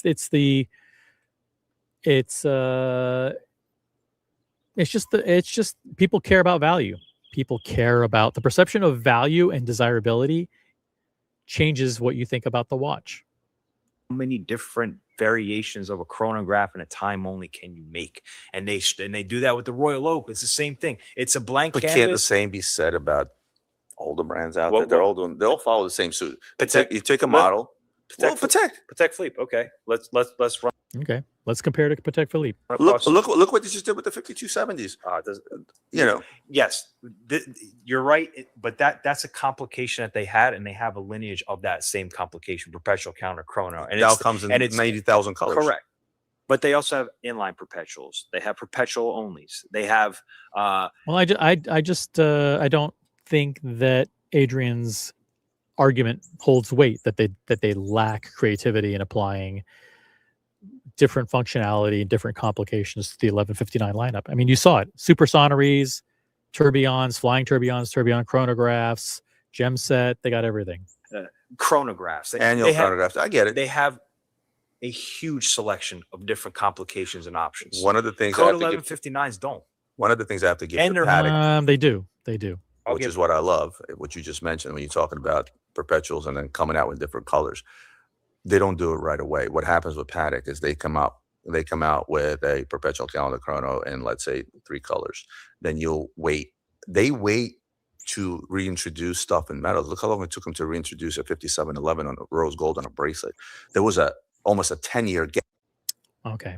This conversation is getting a little convoluted now. And the one on the bracelet. So this is what Paddock does. We're trying to save the is spacing 1159 stuff out. So perhaps that's the case. You can grow your line, but then when they space them out, what do? They discontinue one, they come out with another usually. Not all the time, but usually. So Paddock is really good about spacing it. But the concept of I don't buy it. The concept of different dial, different this, different variation, of 5 different colors. Every brand does it. It's just who does it better. I feel like Paddock does it best because of the way they space it out. That's the thing.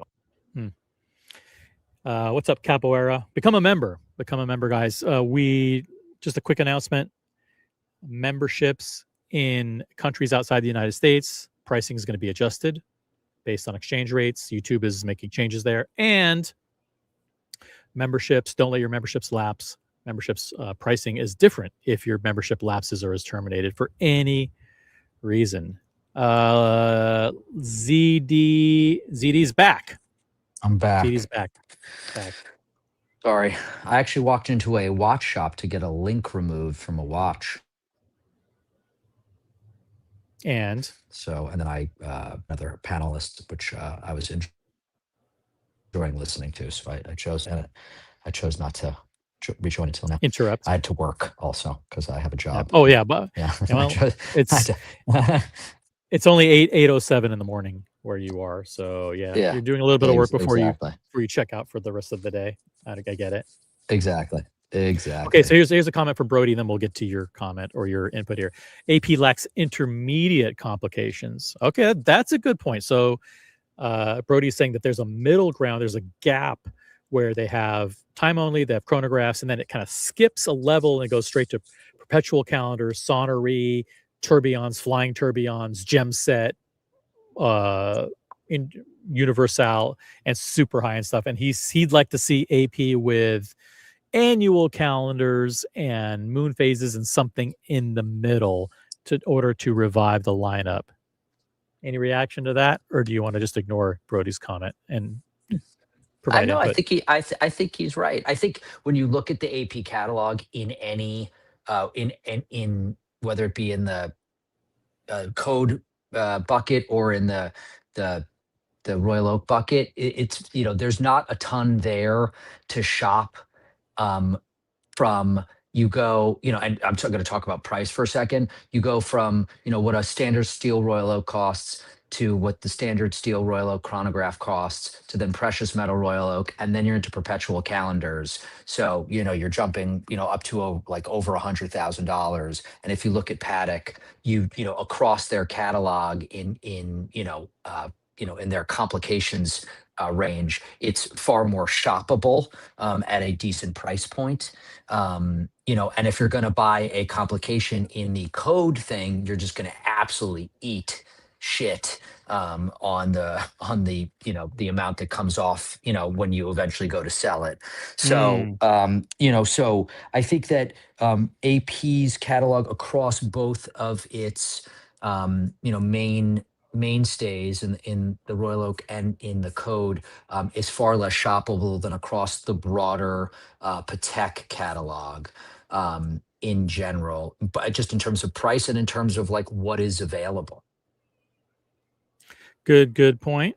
I think we're at the tail end of this interview here. Let's see how Adrian wraps it up. It's just who does it better. I feel like Paddock does it best because of the way they space it out. That's the thing. Audemars is not every other brand, and they should do better. And the last thing I'm going to say about Audemars Piguet, because 1159 had its own problem. Obviously, Royal Oak is a huge success. I think the Royal Oak Offshore needs a humongous facelift and change. You need to stop producing 43. Well, let's finish with answering. So is he jumping on the bandwagon that basically people want slightly smaller watches and they want thinner watches, and this whole idea of big, thick, chunky watches isn't in vogue anymore? And so he's trying to kind of give them a hint like, hey, what our customers are telling us right now, the current trend is, listen, not big, bulky, and audacious, but listen, slimmer, more elegant, smaller size on the wrist, and that's the way you do a sports luxury watch. Is that what would you agree with that? I think that the Royal Oak Offshore is missing a significant opportunity in their 37 millimeter range, which are basically all women's watches. They're either, in covered in gems or what I would say skew towards feminine colors. And I think that if you are interested, if I have to buy a code or I have to buy an offshore to get the Royal Oak, which I would say is not always the truth because it's not my lived experience, because I did not have to do either of those things to get a Royal Oak, although I waited quite. No, not I waited 17 months like every other schnook, and I went in and I kissed a bunch of ass. But I am not particularly interested in either the code and particularly offshore in the larger sizes, and the smaller sizes in both of those buckets are kind of like they've made them women's watches, and so they are not really interesting. Now, the most recent codes that they've put out in the smaller range, I think are absolutely something that a man could wear. I still think they skew dressy, and that is not what I'm interested in having a code for. Something that like I'd rather have a Calatrava than have a precious metal, three-hander code. It's just not. It just doesn't appeal to me. I think some of them are attractive. There's a black dial, a blue dial, and this white dial that came out that's pretty good looking, but that's not what I'm going to buy. Maybe somebody would, but not me. So I think he's right. Got it. Okay, let's keep going. Obviously, Royal Oak is a huge success. I think the Royal Oak Offshore needs a humongous facelift and change. You need to stop producing 43. Well, let's finish with answering this gentleman's question. Yeah. I would be very happy to hear, is current 1159 a sleeper? I say it's not a sleeper, but it's good value.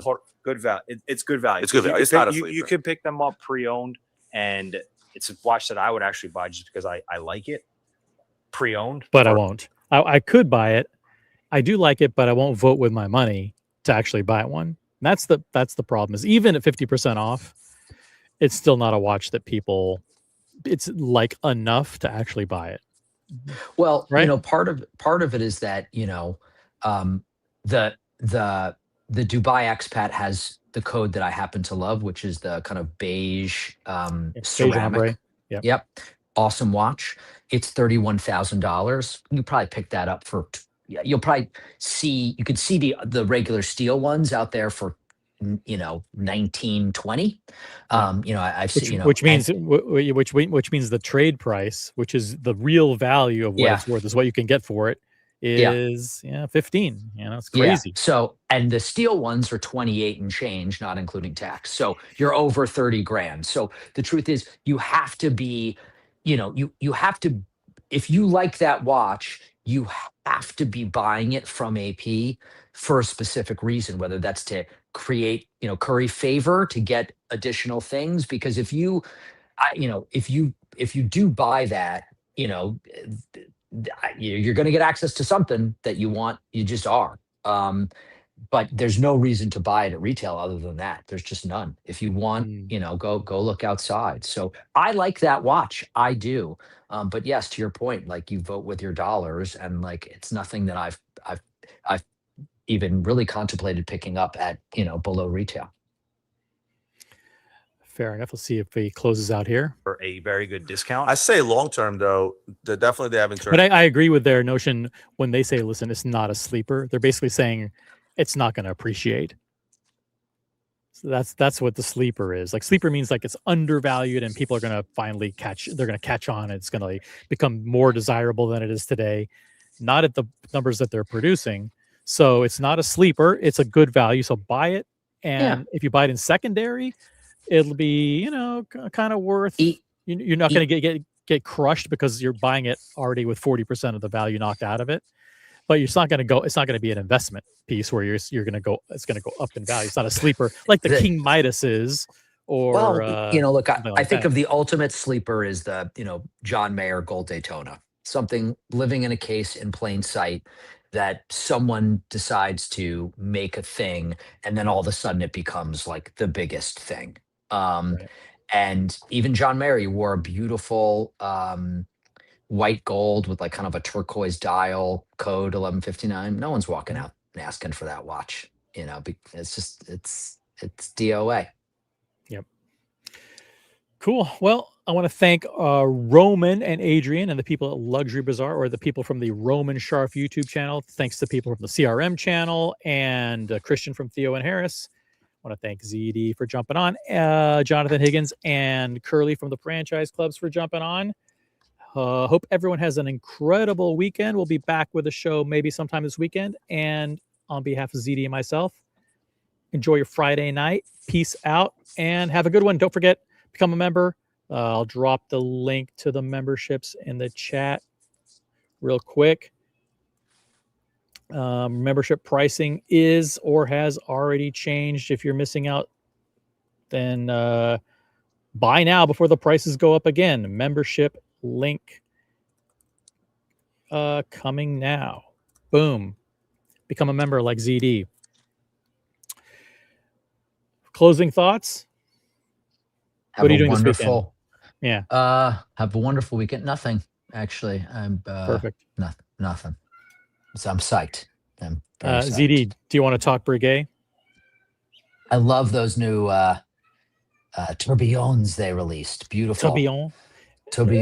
Not at $250,000, but at 85 grand. Incredible. I did a poll in one of my WhatsApp groups. Let me just see. The question is, who makes the best tourbillon? And very few people voted, but here are the options: Breguet, Daniel Roth, Vacheron, or Tudor. And the leader right now are the trolls in my own WhatsApp group who say Tudor. So, well, those are the guys that have gotten the private factory tour and know that their tourbillon is coming. Yep. Oh, and you did a write-in FP Journe. Yeah, I did a write-in of a jade dial FP Journe. Yeah, Vacheron got 2 votes. Breguet got 1 vote. Daniel Roth got 0 votes. So that shows you the level of engagement in the WhatsApp group. Not great. Hey, joining us now, he's back on the panel. Diego, what's up? Hey, good night, or ZeeDee. Thank you. Are you related to Bright Blue? You guys like twins? The voices are very similar. We know that. Yeah. Cousin once removed. I got you. It's freaky, isn't it? Your audio could be a little bit closer to the mic, but you're probably at work, right? No, I got AirPods. Oh, let me switch to AirPods. There you go. Is this any better?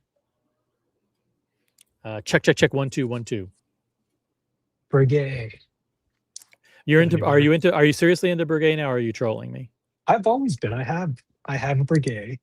I've always liked the 7027. And the one I saw today is, in my opinion, the best watch release of this year. It's, to me, the best release from last year. I mean, get what I'm saying? Like, it obviously wasn't released last year, but it's better than anything I saw last year as well. Well, that release that they put out last year, that single hand watch, I think won like a bunch of awards. So like they are doing great work over there at Breguet. Yeah. Okay. So here's what I see when I see this watch. I see an execution of what a lot of independents have tried to do. You got to go to a better picture though. You got to show the whole thing. Okay, hold on. You want to see the front? Yeah, the back is whatever, but the front. Hold on. Is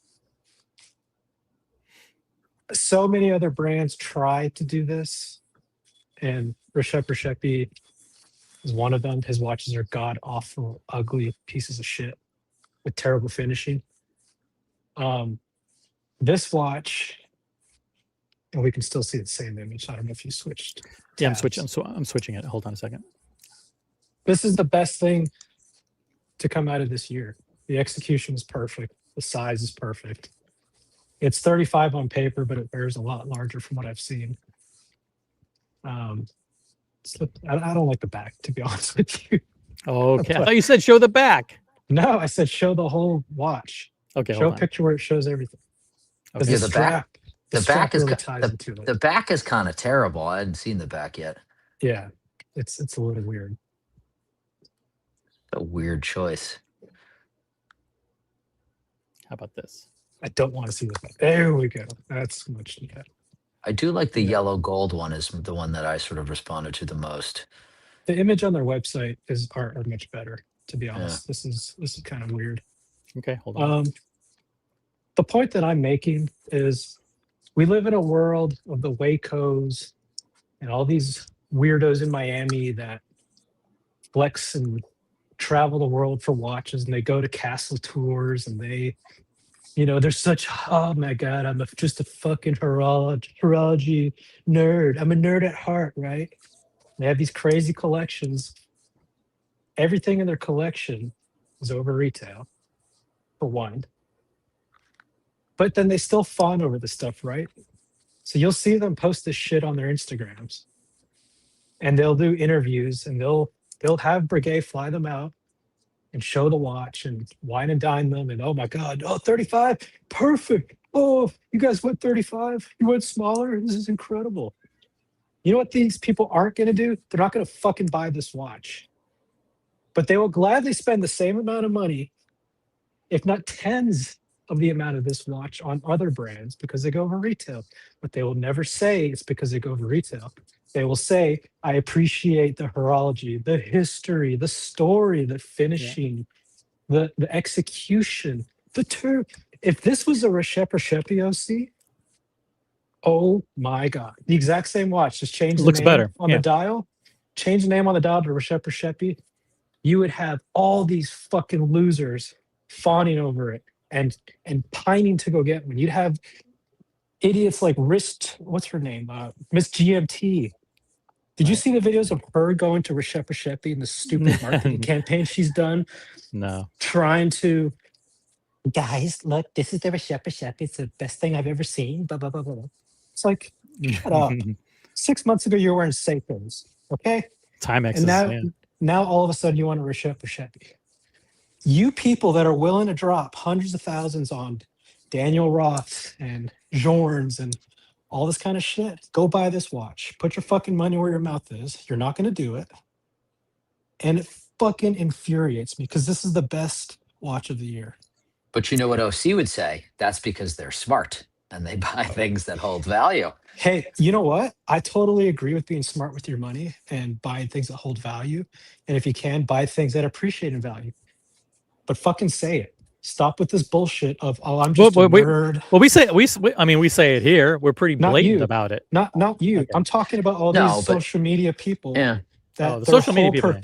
Their whole persona is, oh, I'm here with Ergen Bergensen, and I'm here with Yema, and I'm I love all these small micro bros. Meanwhile, what are they on the list for? Aquanauts, Nautilus, Royal Oaks, fucking Reshepis, and FP Jorns. That's all they're on the list for. But they're gonna pretend to be these horological nerds.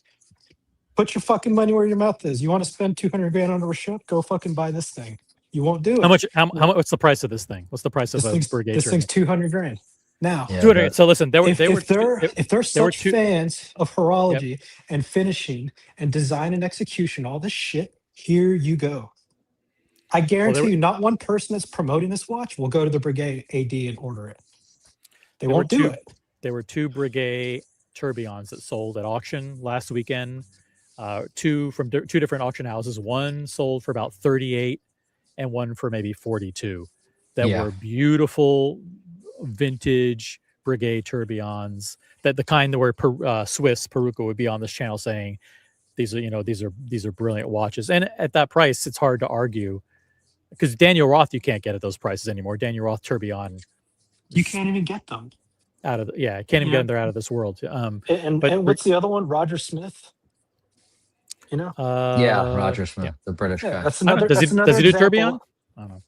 No, but he does. He does beautiful watches that all these people would give their left nut to have. Right? They're willing to wait and spend the money on it because of what they say is the execution, the story, the design, the finishing, all these criteria. They never say, and I'm also going to bank 800 grand if I get this at retail. They never say that. And then they want to prance around again like they are these astute horological fucking scholars.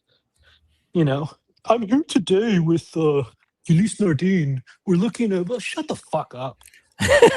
I'm so happy to be partnering with the Freak today. Yeah. Come on inside. I'll show you around. Which Elise Nardine are you ordering?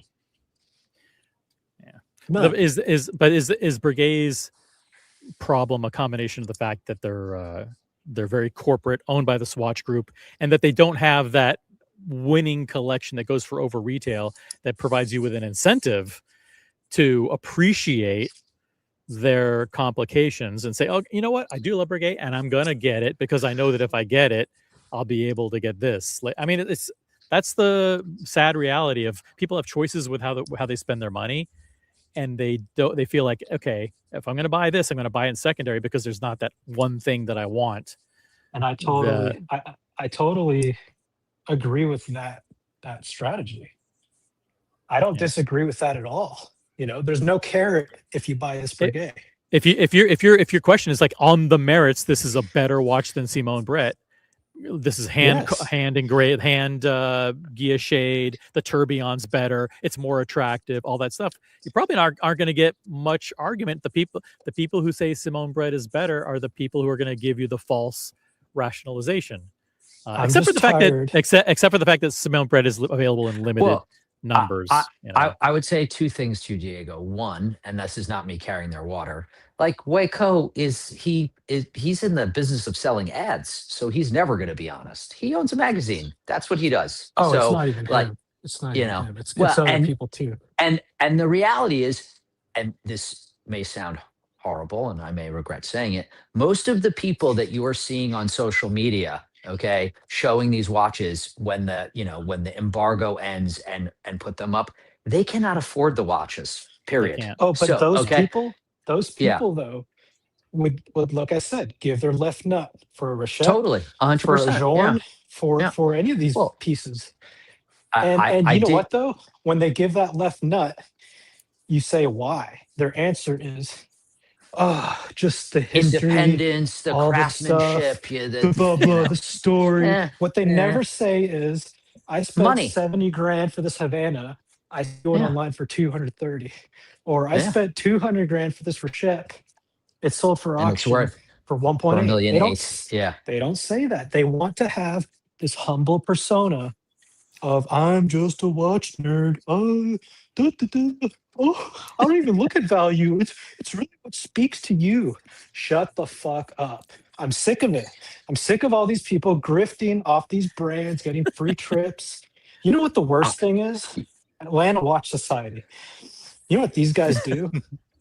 They will get these brands to come and wine and dine the ever-loving shit out of these people. These brands will come with like 30 watches. They'll spend 15,000, whatever, on renting out a place, the food, the alcohol. All those people, they're not on the list for a fucking Elise Nardine or whatever the fuck brands that come. Yeah. You know what happens at the end of those meetings?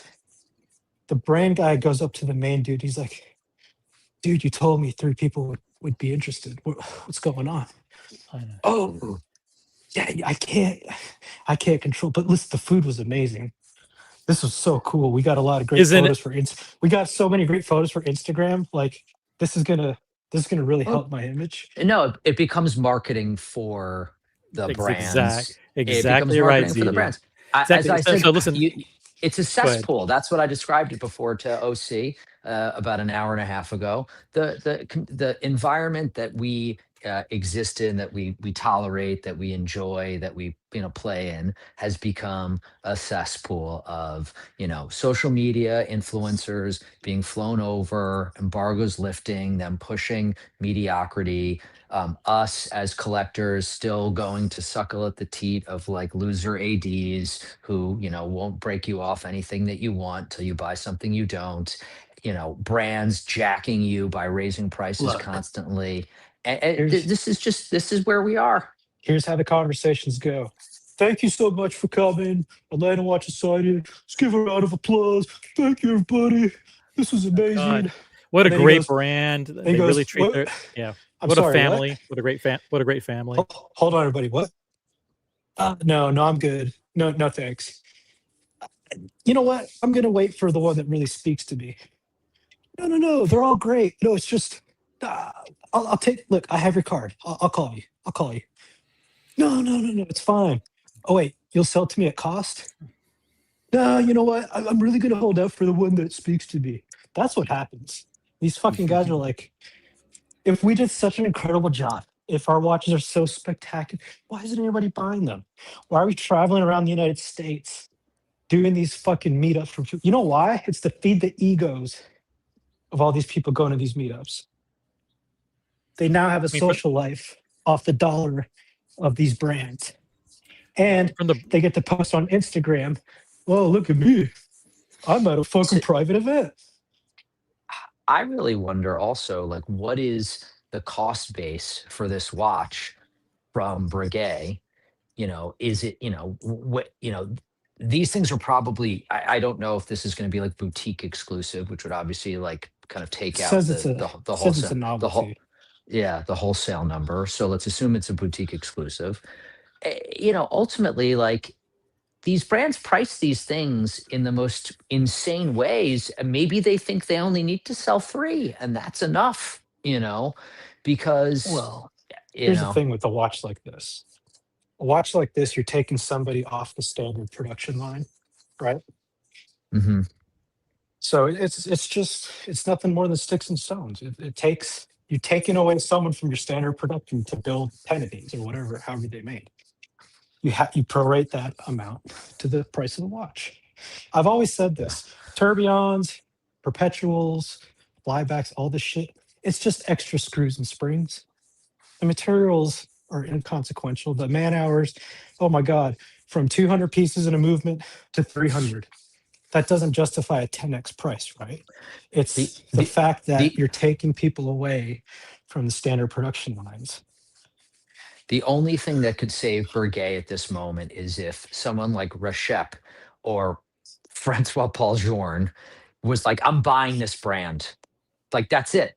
There's like nothing, and you know what? There's nothing else that will save this brand.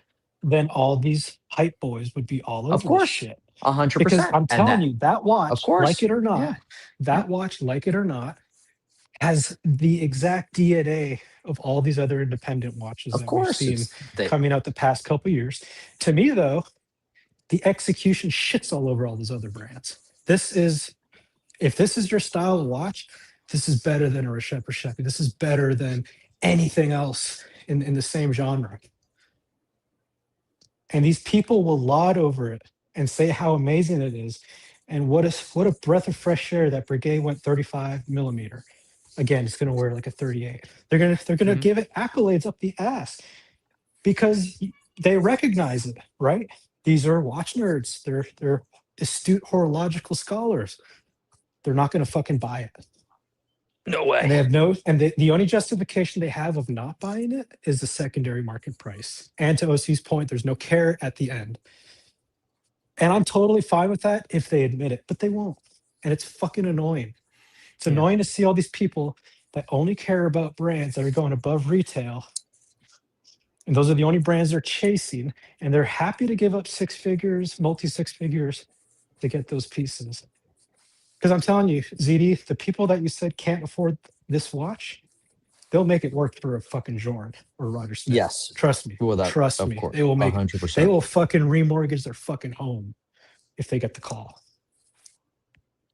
But they will never. They are fucking Liars is what they are. They don't give a shit about all this stuff that I they think spruik about. They want an image. You know what it is, OC? They want to have this image of like, oh, secondary. Like, why do you think all these fucking losers that are trying to get Jorns? Hold on, is your issue the disparity between their public position and their private position, where they're with their friends and privately they're going, oh, I'm not going to buy this because it's not a good investment, versus what they do on social media, you know, all these people that go to these events of these brands that nobody cares about, and they smile with the North American CEO, and they post wrist shots. You've seen the post. Those people. It would be the same with a brand that I do like, though. If I was invited to a Vacheron event or an AP event, I'd be the same thing. I'd be oohing and eyeing over the ones that I, you know. But why don't you just say, I'm good. I'm not going to that stupid Ulysse Nardin event. You know why they're doing it, OC? Because they hope that their SA follows them on Instagram and is like, oh, he really is a watch nerd. Oh, he really does like all the brands. He's not just trying to get a Jorn. No, he doesn't just want a Jorn because of the secondary price. You don't think? I mean, people at Booker and Watches Switzerland are pretty smart. They know what you like based on what your purchases are in their system. He's actually a watch lover. Oh, look at this guy. He's in a huge network. We should get him a watch. That's why they go to these events. Why the fuck else would you go to Ulysse Nardin event? You're not blaming the brands for doing this, are you? No, and I think the brands. I feel bad for the brands. I feel bad for the brands because they're getting calls from these people and saying, "Hey, I've got fucking 40 collectors that would love to fucking, can you come and like, no, yeah, caviar." Yeah, no, we got to have caviar. Duh. It's a long term. It's a long term investment for them because what month is it? Oysters. If they don't survive. If they don't spend the money to plant the seeds now, they're not going to survive in 2 or 3 years. So they have to plant seeds. Yeah. You know who's not doing little events like this for Atlanta Watch Society, Nashville Club of Cucks? It's fucking Patek. They're not going around doing this shit. They don't need to. Rolex. There's another one. Rolex isn't doing this crap. I'm glad to hear you say something good about Patek. That's good. So you get my point. I feel bad for the brands and the social media people. Dude, don't feel bad for them. They have a marketing budget. They're being grifted. Well, you know what?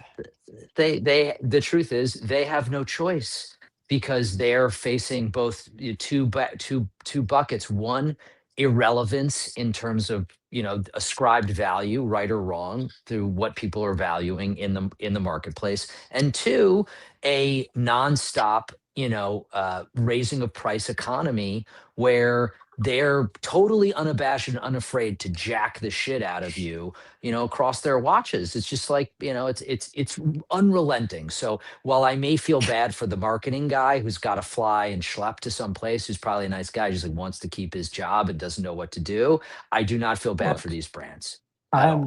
I'm not innocent of this. I went to a Grand Seiko event simply because it was at Nobu, and I knew there was going to be a bunch of free. You are a whore. I knew there was going to be a bunch of free sushi. Why do they always? Okay? Why do they always have to have sushi? I mean, you wanted that tartar on those potato chips. You were not afraid to jump into that, dude. Our Grand Seiko opened up we had a Grand Seiko. I walked in. Cool. The sales associate was cool. She's like, "Oh, we're having a grand opening party. You want to come?" It's like, "Yeah, where's it at?" She's like, "Nobu." I was like, "Yeah, I'll be there." I mean, it's like, again, I do feel bad for these brands because they are being lied to. I know that they have a marketing budget.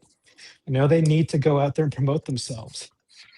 But let's be real. The people going to these events are still waiting for the Panda Daytona. They're still waiting for their Coke or not Coke. I'm sorry. I guess Batman now, because that's all that's left.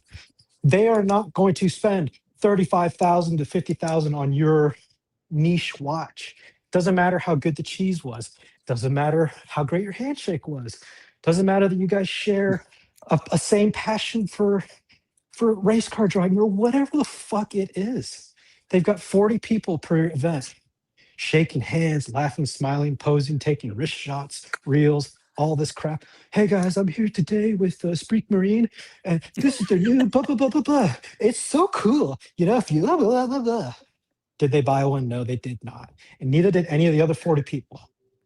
And these brands are fucking having to go and do this shit nonstop and wine and dine these people that don't give a shit. Yep. It infuriates me.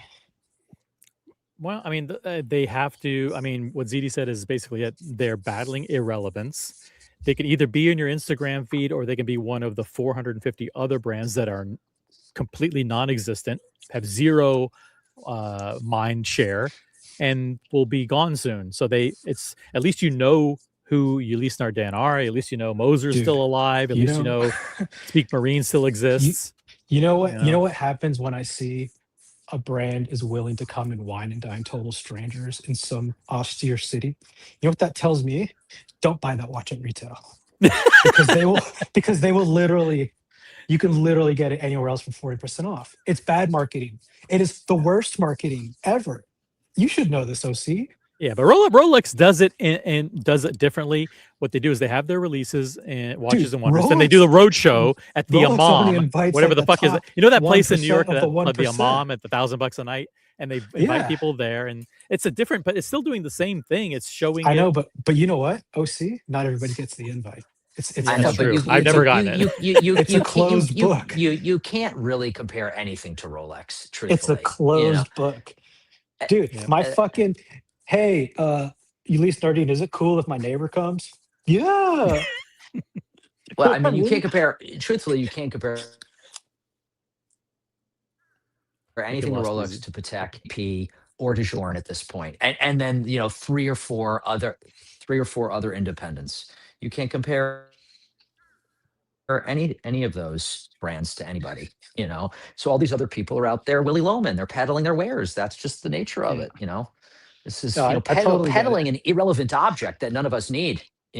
I am as frustrated with the ridiculousness of what has happened in a very short window and cycle amongst the social media element in our in this world that we inhabit, that we enjoy, which is that you had a bunch of people that were putting out content that felt authentic and genuine, that you could turn to for a point of view, that very rapidly got co-opted by 3 major holding companies and a bunch of random independent like micro brands. And so you no longer, other than perhaps this channel, have an opportunity to get unbiased points of view on watches and releases, because the bigger brands, whether it be Revolution or Hodinkee, require the ad dollars, and everyone else is an independent person who's just hoping they get their plane ticket paid to Geneva for Watches and Wonders. So, and if anybody wants to pay for my plane ticket to Geneva, I will say Speak Marine is the next watch. I literally saw an Instagram story from within the last 2 days that blatantly said, if someone wants to sponsor my trip to Watches and Wonders in Geneva. I mean, it's that blatant, Now here's my thing, ZeeDee. I don't hold the publications. I don't have any ill will against them. That's what they do, right? And on the whole, people like Waco, I understand it's his job to spruik things, but he's also a nerd at heart. A lot of these people, to my point, Waco, you think Ben Clymer's going to go buy one of these? No. Will he speak highly of it? Absolutely. If Ben Clymer gets the call for a Sheppy, that dude's taking a private jet to go get it, okay? Yeah. So my point is, the people that are supposed to be the most knowledgeable in the space, supposed to understand why a watch is great above all else, and the people that can afford it. There's people that can afford it. We're talking millionaires. I'm not just talking about these people trying to make watches their life, like scraping by like Miss GMT. I'm not talking exclusively about them. I'm talking about the millionaires that have nothing else to do in their life, so they just turn to watches to have relevance. Mark Zuckerberg. They won't buy this watch. I could see Mark buying this watch, but the other guys, that are always chilling. Only if I'm here, this and that, blah, blah. Only if the PR person that dresses him decides to put him on this watch. I think that would be unlikely. Yeah. When you see this watch on somebody's wrist, what do you think about them? Do you think that, hey, they got a great watch, or that they got fleeced? You will never see it on anybody's wrist, ever. What I would think if I saw this on someone's wrist I don't know, if I was like at a Falcons game or something and I just saw this in the wild, first words out of my mouth would be like, dude. And he'd, huh? And you're like, dude, your fucking Breguet is incredible. And then he'd be like, oh, okay, thank you. I'd be like, what I would think, honestly, like if that's where the conversation ended, is here's a dude with real fuck you money, amazing taste, who doesn't care that this thing is listed at 200 and he could pick it up for 120. He doesn't care. Right. He isn't. He's so it's either that, just like a dude that's just like, I got great taste and fuck you money, or it's the guy beyond that who understands this is better than a Reshepy. This is better than a lot of Jorns. I don't believe you will ever meet anybody in your life. You might see someone on Instagram, a very well-to-do person, perhaps out of the Middle East or in Europe somewhere. I don't believe you will ever come across anyone on earth that has this watch on their wrist. Is there a silver lining, ZeeDee and Diego, where this isn't a boutique exclusive, where you could actually order this from your multi-brand retailer like your Bucherer or Watches of Switzerland and get purchase history credit for buying something as expensive? Let's say you love it and you love everything about the watch, and just on the merits alone, you would buy it. But you know what? As an added bonus, I'm also going to be able to buy it from Bucherer, and those fuckers are going to go, wow, he just plunked down 200 grand on a Breguet. Awesome. Let's give him a platinum Daytona. So it sucks that you have to have like another carrot or another incentive like that, but isn't that possible with this watch, at least, where a smart collector says, okay, I finally found something for Breguet that's fucking incredible. That speaks to me. Yeah, it's super expensive, but I don't give a fuck. I'm really rich. And they end up buying it from Bucherer or whatever. Diego just jumped off. So that's a rhetorical question, pretty much, unless you want to share your thoughts on that component of it, ZeeDee. Yeah, I mean, everyone's different, so it's like when you're buying something, whether you get whether the platinum one or whatever it is $200,000. If they are willing to sell it to you at 135 grand, okay, and take out all the depreciation at Bucherer. Well, they're not going to do that. They can't. They don't have. Exactly. So if the boutique's not going to do it either. So the boutique's going to offer you another strap. Yeah. Exactly. So the boutique's not going to do it, and I don't know what I don't know who would maybe there is someone out there that would make a deal and take and chop a bunch out of it. Maybe you go to your boutique or you go to Bucherer and they say, you know what, hey, we're going to take you to Switzerland, and you can go there and you can get a tour of the Maison, and then you'll pick up your watch there. Is that worth 200 grand? Yeah, no, I mean, maybe. Look, for whoever wants to spend this type of money, which is an exceptionally significant amount of cash, the arithmetic for them might kind of jump into a bunch of different categories. I think that if you're buying this from Bucherer or from Breguet at full price, you don't care. Then money has no meaning. Money is irrelevant to you. You are not consolidating. You're not taking years of a collection. You're not selling three pieces to be able to afford. You're probably not selling three pieces to be able to afford this. Would be my guess. If you're just because if you love Breguet so much, irrespective of how fabulous this release is, you can go get a fabulous Daniel Roth era Breguet for $40,000 and have all of the depreciation taken out of it, have something historically interesting. So if you really are desperate for the brand, and I've looked at a bunch of different Breguets over the past couple of years and have not pulled the trigger on ones that I should have, that are like 80s, early 90s Breguets, calendar watches for $19,000 for an annual Breguet calendar watch, right? Incredible deals. Incredible deal. So if you're really shopping for Breguet because you want that, you care about the brand, the history, blah, blah, blah, you're not doing this unless you just are so wealthy it doesn't matter to you. A real watch person that I don't want to say, sorry, please. Here's the thing. The people that are really wealthy that can buy this, they won't. That's my point. They still won't. And the people that spend, earlier you said 200,000 is a lot of money. It is. You know what though? There are people that spend 400 to $1 million a year on watches. Totally. I think that those people and are not people that you when you see show them on this social watch, media. they go 200,000. Hell no. Yeah. Well, Like, I've only ever been to one real Patek event in my life. And the event I went to, like, these were not like hype collectors. These were all old men. Okay.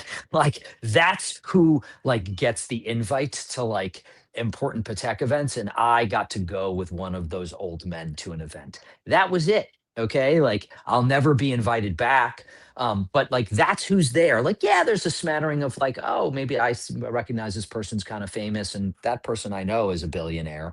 But like, otherwise, it's just like kind of old guys. That's who matters to that brand. Like, in the aggregate, like over the long arc, over the last 5 years, perhaps less so. But the truth is, like, the person who may buy this is probably one of those old guys, and they're not like posting it on social media. And they're one of those people you've never heard of who's got $650 million and spends $1 million a year on watches and wants it, you know? But they're not going to be in the orbit that kind of exists in the cesspool that currently occupies a large portion of the watch hobby. Diego, you there? Diego, you there? Maybe you can't hear me. ZeeDee, say something. Hello. Okay. Diego, I don't think he can hear us. By the way, quick question. Oh, hold on. Can you hear us now? My signal is, yeah, sorry. Check. Yeah. By the way, quick question about the functionality of the watch. I noticed this looks like it has a retrograde seconds, but it's oh, I get it. It's it goes to 20 because it's 1/3, and it's making a full. Each revolution of the tourbillon represents 60 seconds. It's also a 60-second small seconds in addition to being a tourbillon. So the portion that is the portion that goes from 0 to 20 is basically a 1/3 representation of that. Got it. I was going to ask why it's only 1/3, but now I actually understand it. I think these guys and Vacheron and Daniel Roth are the best tourbillons visually. The way they do their watches with the tourbillons in the center, with contrasting hands and elements of the movement. Obviously, you got the blue screws on the side. I like it. It's good. Good looking watch. Beautiful. Is it Hodinkee approved? has very nice. Hodinkee has very nice shots of the back. Makes it look far better, at least of the gold and the platinum versions. Got it. Check. Yeah, we'll see if my Wi-Fi holds. Okay. Let's go. I'll go to Hodinkee, see if they have pull up some of these better images here.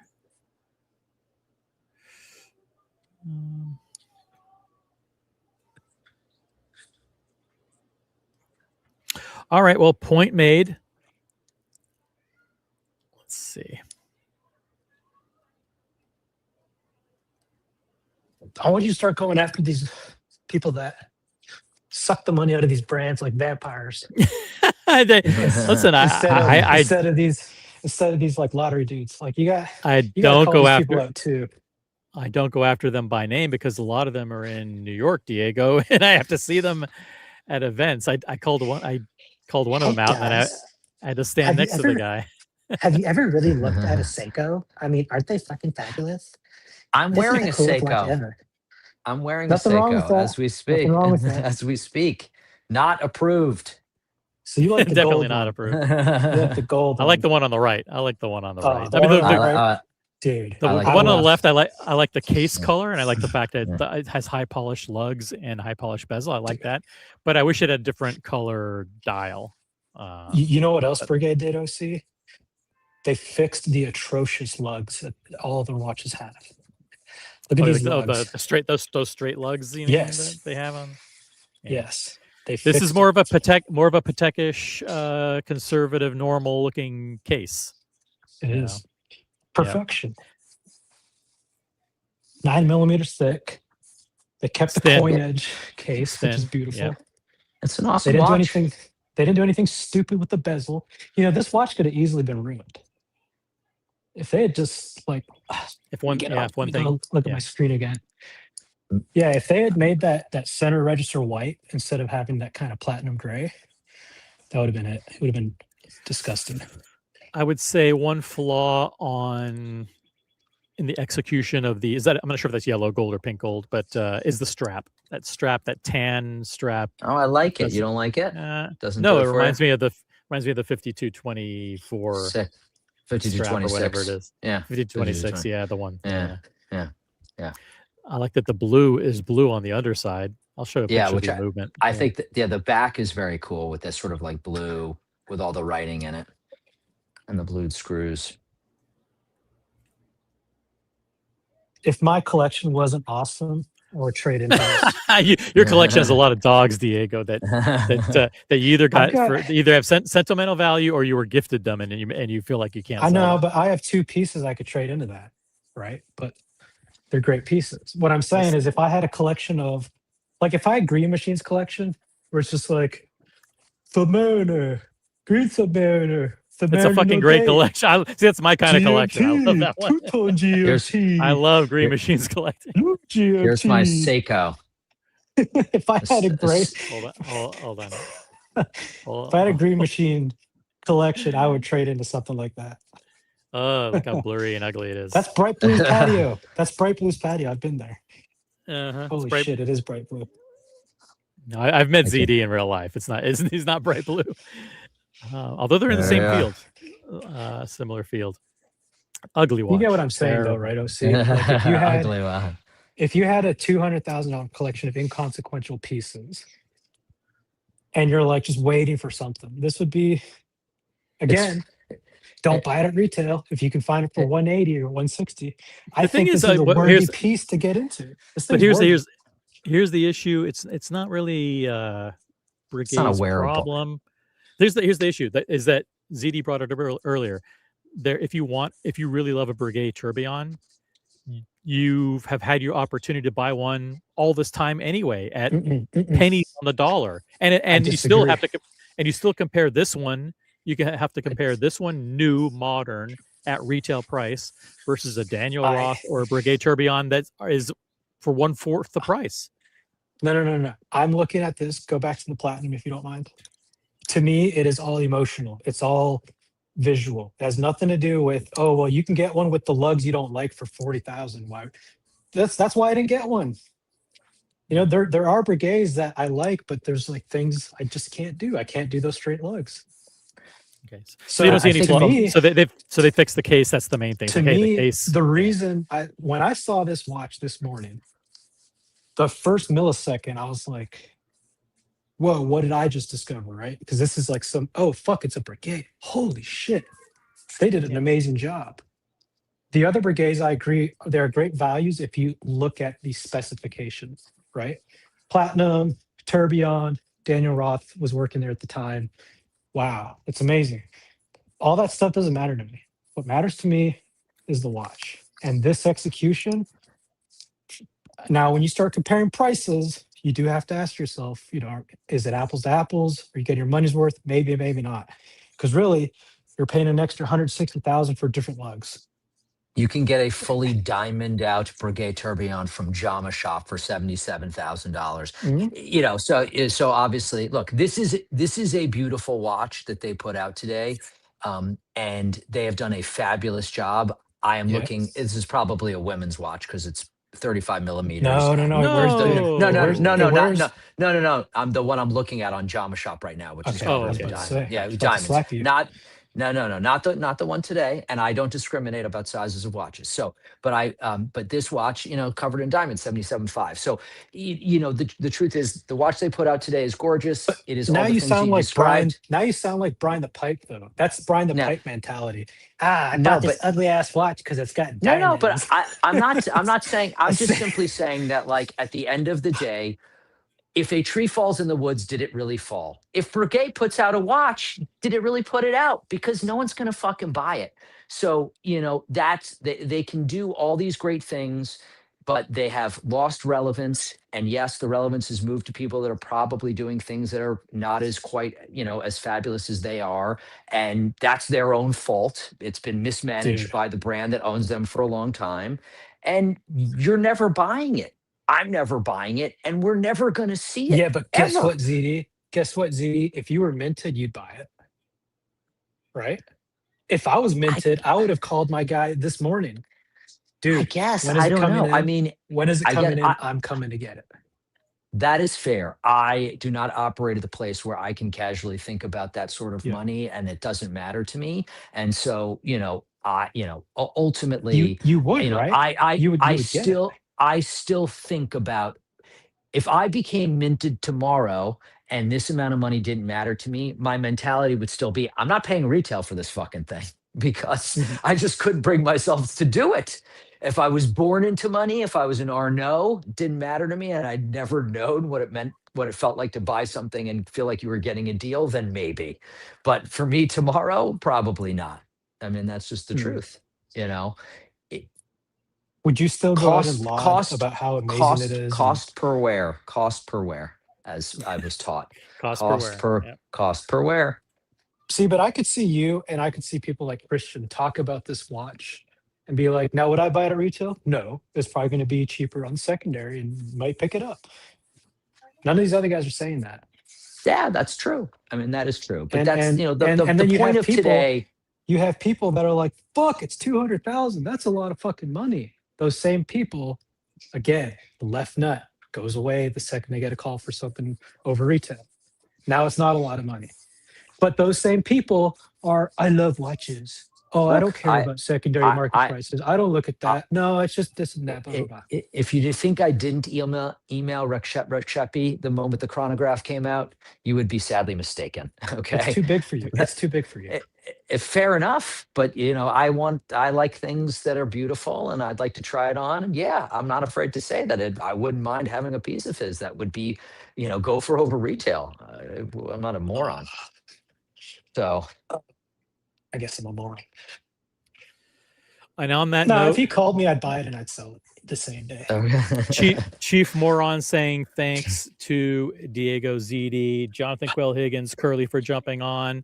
Wish I could talk all night, but I've got stuff and events to go to tonight. So I got to get ready. But thanks for jumping on. Thanks everybody in the chat. Thanks to all the member milestone chats. And we will catch you on the next one. If you want to join us for a super quick VIP after show, maybe Diego or ZeeDee will stick around. Oh, Diego's already gone. Maybe he'll jump back on. VIP after show. It'll be 5 minutes and 5 minutes only. And if you don't join immediately, you're not on. Boom. There's the link. ZeeDee, have a great Friday. Later. Ciao. Peace out, everybody. Have a great weekend. See ya.